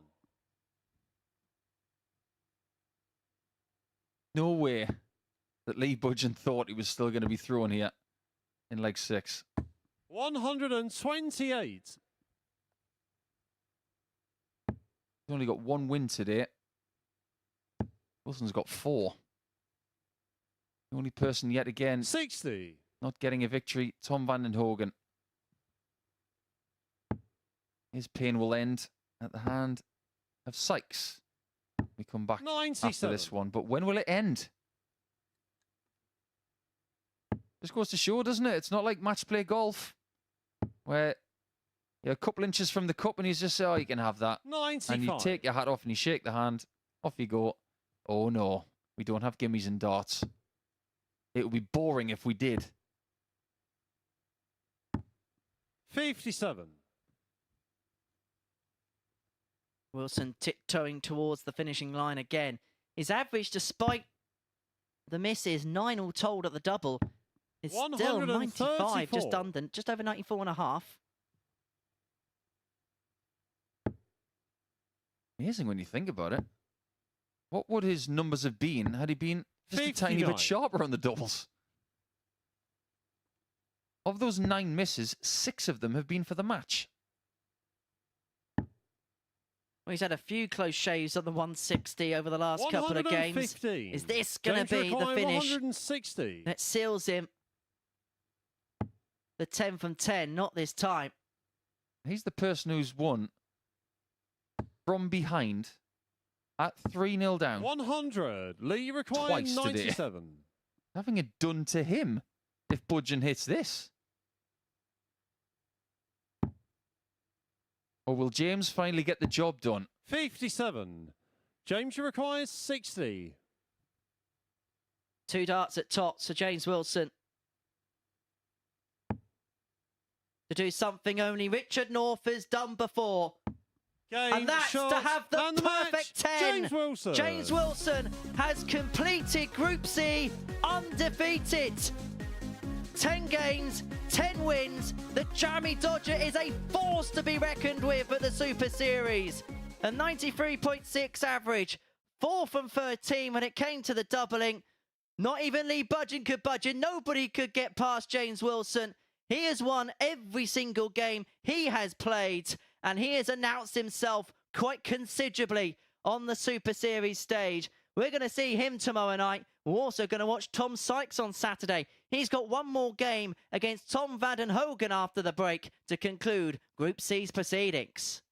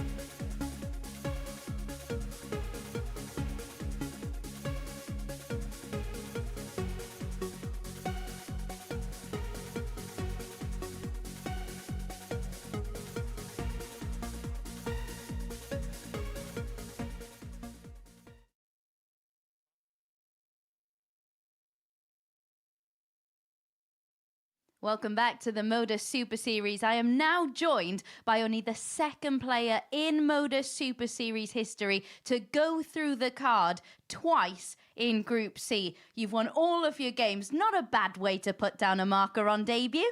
Yeah, not a bad way on debut, but my first game, really tricky today because I really know Tom really well, and it was a struggle, to try and get past post because I knew he was close to me, so I had to win that game. I mean, when he missed the 25, and I had to have a drink of water because I knew the 2-2 was massive, for me to go ahead, and then I could calm down. And once that 2-2 went in, that was it. I kept going then. And just coming off the tour, how much have you proven to yourself this week here in Portsmouth? A lot, but I mean, even on tour, I was playing well, so it wasn't as if I was playing badly. But, I've come and I've played and I've showed everyone that I still got it. You certainly I can have. still play. Yeah, absolutely. We can have confirmation of the league standings then and see Jamie Dodger, 10 from 10, 20 points. And when you have a look at the quality in that field, Connor Scott, Alex Spellman, to beat them all twice, how much does that mean to you? Massive field, honestly. A massive field.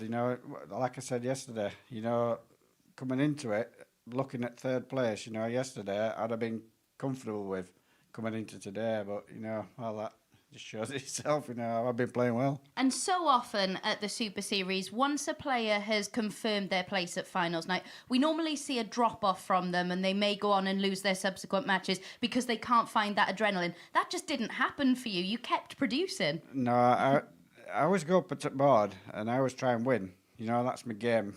It doesn't matter what's in front of me, I go and try and win. And, you can look and you say, oh, well, I'm through, I'm put it in. It's winning the game because you've got to keep focused, you've got to keep playing, you've got to keep winning. Because if you drop yourself off, you open yourself up to other players. Yeah, and finals night is a completely different challenge here. We've got fans in. It's a much more cutthroat format. How much are you looking forward to that? I love fans. Well, I'm used to them. Absolutely. Right then, we do have 3 players through to finals night. This man, Brian Roman, and Tom Sykes, who's involved in our final Group C match. He's taken on Tom Vanden Hogen. So let's get back into the action now. Thanks, Abby. Great to hear from our champion in Group C. And boy, has he done such a great job over the last couple of days. That is dominant. He is going to be followed by Tom Sykes into Saturday night. I dare anybody to say that it's Tom Vanden Hogen James to Wilson throw first. can't Game on. win in his debut week, because that really was impressive, wasn't it, Henry? Really was, and nobody's ever won every single game in a week at the Super Series. Not even Scott Williams. When he went rampaging through. 125. Although I've got to say, I think the only person that likes fans more than James Wilson is Curry's on a hot summer's day. 57. It's going to be a great Saturday night. We hope you can join us. If you're not coming down to the South Coast, you can join us 95. live on the MODUS Super Series YouTube channel and subsequently for the semis and final on Sporty Stuff TV, of course. 58. It could be one of those historic nights where somebody does something special. We are yet to get a 9-dart leg on a Saturday. 77. I wonder if that will happen in 2024. There were many historic moments in 2023.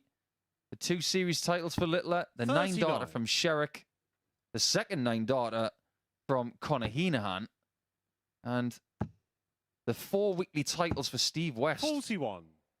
And lots of other things as well. Raymond Smith coming all the way from Australia to win the series and then going home about 45 minutes later. 121. I wonder how you explain the massive trophy at the airport. 139. Can I put that in hand luggage, or does that have to go into 87. hold? Remember when I won a trophy in Unanderra, New South Wales, I just said, I'm taking it on the plane, whether you like it or not. 51. Tommy required 24. I must have missed that episode of Border Force Australia. It was an internal flight, it was fine. Game shot. And that is a 1-0 lead for Tom. Tom Sykes. 17 darts to start. Tom, your pain is almost over. Second leg, it's Tom Sykes to throw first. Game on. Well, this is the sat-nav game, isn't it? Tom. 60. And at the end of this game, in terms of Group C, we would have reached our destination. Recalculating. 140. Well, we know where Sykes is going. I suppose we know where Van den Hogen's going as well. 60. Over the channel. I've really enjoyed watching Tom this week. I think Van den Hogen has provided 58. something. And every now and again, you get somebody who struggles to get wins. But the way he's handled this situation, he's thrown us 180. some great shots, some great outshots, a couple of wins. But he has plodded on and he's stuck to his task all week long in every 82. single game that he's played, of which this is the 25th. 139. Maybe Tom Sykes is using this game to lay down a marker to the rest of the field. Everyone's lavishing all the purple praise in the world upon 96. James Tommy Wilson. requires 62. But he just wants people to make sure that I am still here for this title come tomorrow night. Double 16 for a 30. 15. He's Tommy not going to go this time. 125. 60 tops. Not this time. 65. Tommy How about requires this time? 32. For Sykes. Game shot on the second leg. 2-0 in a Tom flash. Sykes. Does Tom have a nickname? Third leg, it's Tom Van den Hogen to throw first. so. Game on. They'll come. Keep doing what you're doing. And nicknames are supposed to be about something 60. that has a story attached to it, like Jackpot. One of the greatest darting nicknames of all time. 40. Yours is high definition, isn't it? HD. As it is now. 180. Where did the asset come from? No, it's from a guy in New Zealand. Said I was a heck of an asset to the game. 97. I worked in finance and I also played darts for a team called the Assassins. It stuck. That name, Van den Hogen, does it 95. remind you of anything? It's just twigged. A very famous Dutch swimmer, Pieter van den Hogenband. 100. He was around in the Thorpe era. Amazing Dutch swimmer. Similar sort of name, isn't it? Van den Hogen 115. Band. Never know, he might even know him. Can't miss him, he's about 6.5 foot tall. 29. Tommy required Mind 51. you, everybody's tall in the Netherlands. It's the tallest country on earth. Double 16. 35. Well, I was going to say that this game was a little bit like a Sam Fender track for Tom Sykes. It started at 17, it went under in the second. 65. Tommy requires 16. Game shot on the third leg. Very good. Tom Van den Hogen. 16 hit for a 16 darter. We know his ceiling this week. Fourth leg, it's Tom Sykes to throw first. Game on. He can reach around about 92. In fact, his biggest average of the week, 92.96, was a losing 96. average. But as far as winning is concerned, it's around about the mid-80s. He's going to come back here and contend. 40. He needs to be more consistent in that range. And he needs to find a higher ceiling. Easy for us to say, but to find that, if 100. he wants to, work will need to be done. Well, on FA Cup weekend, Van den Hogen did threaten the 67. giant killing against James Wilson. But it is Wilson who is top flight and looking to put his hands on the 130. cup tomorrow night. Won't quite be the Walk Up Wembley way here at the Live Lounge in Portsmouth, but 46.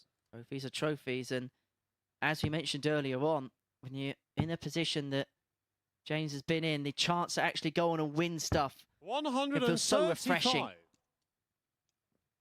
When you're in a competition, you're not thinking about anything else. You just want to win the competition you're in. 81. Tom, you require 40. We've only got one weekly winner left here this week. Game shot on the 4th leg. That's 3-1 to Tom Sykes. And if you consider the fact that Rahman has not won a weekly title here, 5th James leg, Wilson hasn't, Hogan to throw first. Sykes hasn't, Game on. Kurt Parry hasn't, Darren Webster hasn't. Need I go on? There's only one name, and he's from Yorkshire. 99. He's won a weekly title. It's something that nobody else has done who has left, and that is Chris Quantock. Who I think 96. could have a big, big year. You look at the numbers over Q score, they looked fairly impressive indeed, but it's work for him to do tonight in Group B. We'll be watching all of that action from the earlier time of 9:45, but Van den Hoogen will be hoping that the Group C action isn't done quite yet. 57. Well, Sykes could have set his sights on a perfect day if he beat James Wilson 100. in the opener. Remember, he was 3-0 up in that particular match. It was the closest Wilson got towards the trap door because he had a couple of darts, did Sykes, to win 4-0 and then 4-3 in the decider. But since then, it has been perfect for the Yorkshireman as Van den Hoogen tried to treat us to some heroics, 3-1 down, and with all the time in the world 56. for the 1-2-2. Sykes will throw in the next. Been a good quality contest, and it's been a good end for Van den Hoogen, who 84. is Tommy averaged requires 85 66. so far, 25% on the doubling. 33 left. He's half the score following that treble 11. And he's going to get a crack at double 16. Game Finds shot it on the first 5th time of leg. asking. Didn't Tom have Van to, den but he Hoogen. pinned. And now 6th leg, it's Sykes Tom Sykes to throw throws for the first. match. Game on. Throws for 4-2 win. And interestingly, if he wins this game, out of a possible 40 legs you can win in Group C, he would have won 36 of them. 180. And the only drops have been against James Wilson. 100. Come on, Tom. Finish with some fireworks. Not this time. 83.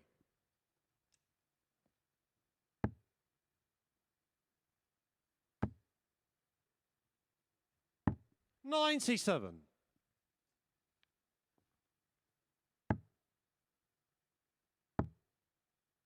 Reminder, back in 9:45, 98. slightly earlier time of transmission now for our Group B nights here at the Modus Super Series live on the YouTube channel and via Sporty Stuff TV.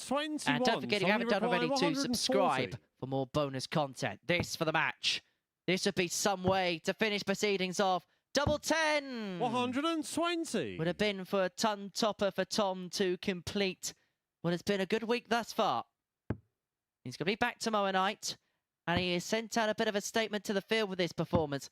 Average in excess of 92, Tommy 50% on the 20. finishing, and now looks at double 10 to complete a 4-2 victory.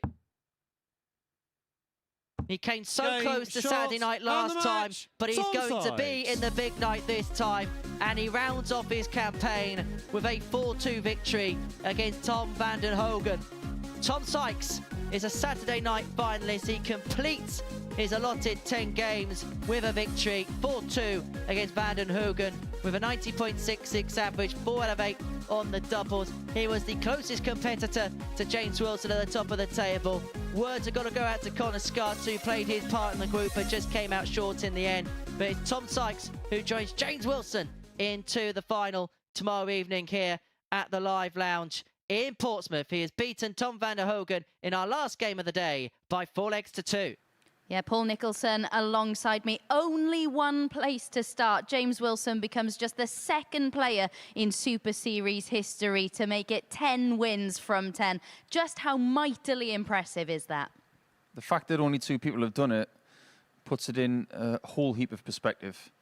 James coming here for the first time on Thursday morning probably thought, I'm not really sure what to expect. But the fact that he's done this, it just goes to show that he does still have it. Yeah. And not that that was in any doubt, but sometimes you've got to do it to just prove it to yourself. And even more impressive because, as I mentioned to James, so often here at the Super Series, once someone's booked their place in finals night, we do see their level drop off quite significantly. They so often go on and lose subsequent matches, but there was no sign of that from him. Not at all. I think the intensity that he had internally was controlled, and his ability to perform on finals night, I don't think they'll come under any question. He just wanted to put that statement out in every game. Even when he was safe, he didn't look like he took his foot off the pedal at all. He looked like the same James Wilson as game 2, game 3 yesterday. He had a job to do, and it was a very professional way of doing it. As if to say, I might never, ever lose here. Yeah, he had a job to do. Tom Sykes had a job to do as well. He needed 3 legs in his match. We're going to see a sublime 1-3-2 checkout for him to get that 3rd leg that he needed in his match against Alex Spellman to book his spot in finals night. Do you think he knew that that's all he needed? No, because when he got his 4th leg, it was very different. But look at where he's thrown that from. Yeah, amazing. I can say that looking at the hockey that's right next to us right now, where he's gone to, he's probably thrown that from about, I said 8 feet at the time. I'm going to increase that by about 3 inches. That was about 8'3". That's a long, long shot.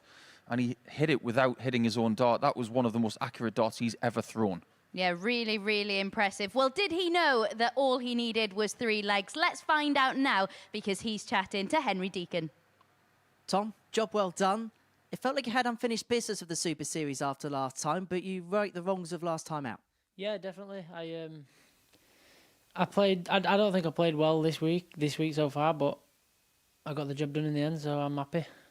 Was the key for you digging in times? Yeah, definitely. I felt like I played all right in some games, and then other games, like you say, I have to dig it out, and I think I've done that pretty well today. Let's talk about the 1-3-2 to win that 3rd leg against Alex Spellman. 3 legs was enough in that game to send you through. Did you know that at the time? Yeah, I asked before. I said, "Am I through yet?" And he says, "Yeah." Well, you're basically through, but you need a couple more legs. So when I got to 3-0 up, I don't know what happened. My head seemed to fall off a bit, but I got there in the end and I got the win. All I was thinking was just get the win and you're through. So, yeah, I got there in the end. What on earth are you thinking about that bullseye? Because that looked completely blocked following the first 25. I'll be honest, I didn't know you saw me on the screen there, check to see if it were in, because I didn't know if it were in the bull or the 25. So, but I thought, as soon as I hit the treble 19, I'm not bad at doing stuff like that. I'm not bad at switching and moving across and hitting shots. So, yeah, thankfully it went in. So, yeah.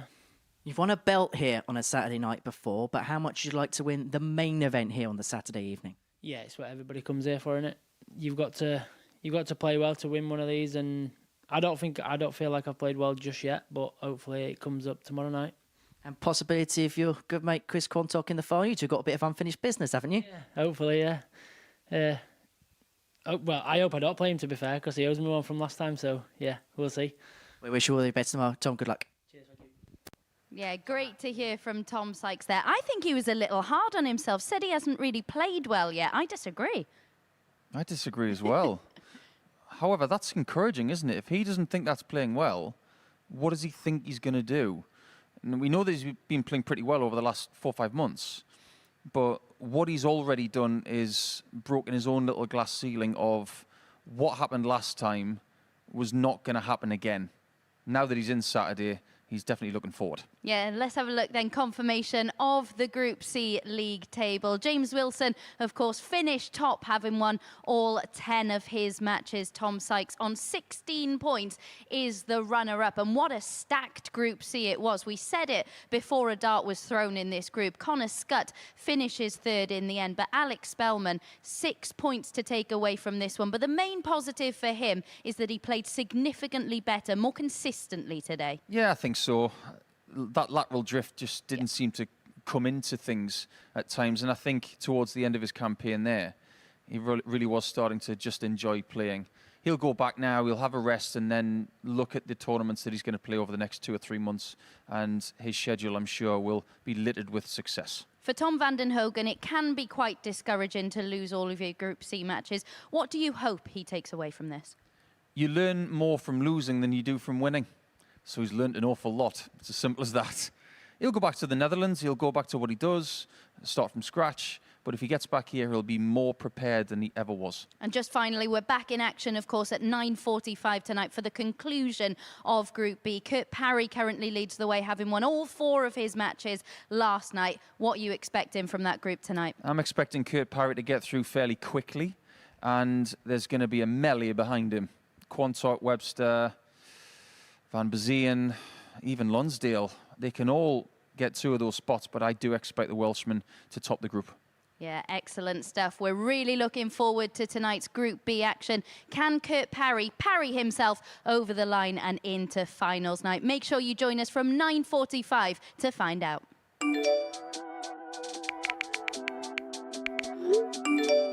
How much of this does Kurt Parry get?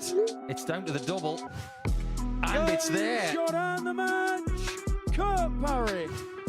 Game shot Very the quick first and very leg. good. Kurt Parry. That's the department. Game When he shot gets the it second right, leg. my word, it's Kurt good to Parry. watch. This is awkward. Game shot Wow, the what a third dart leg. that is. Kurt Parry. Double 16.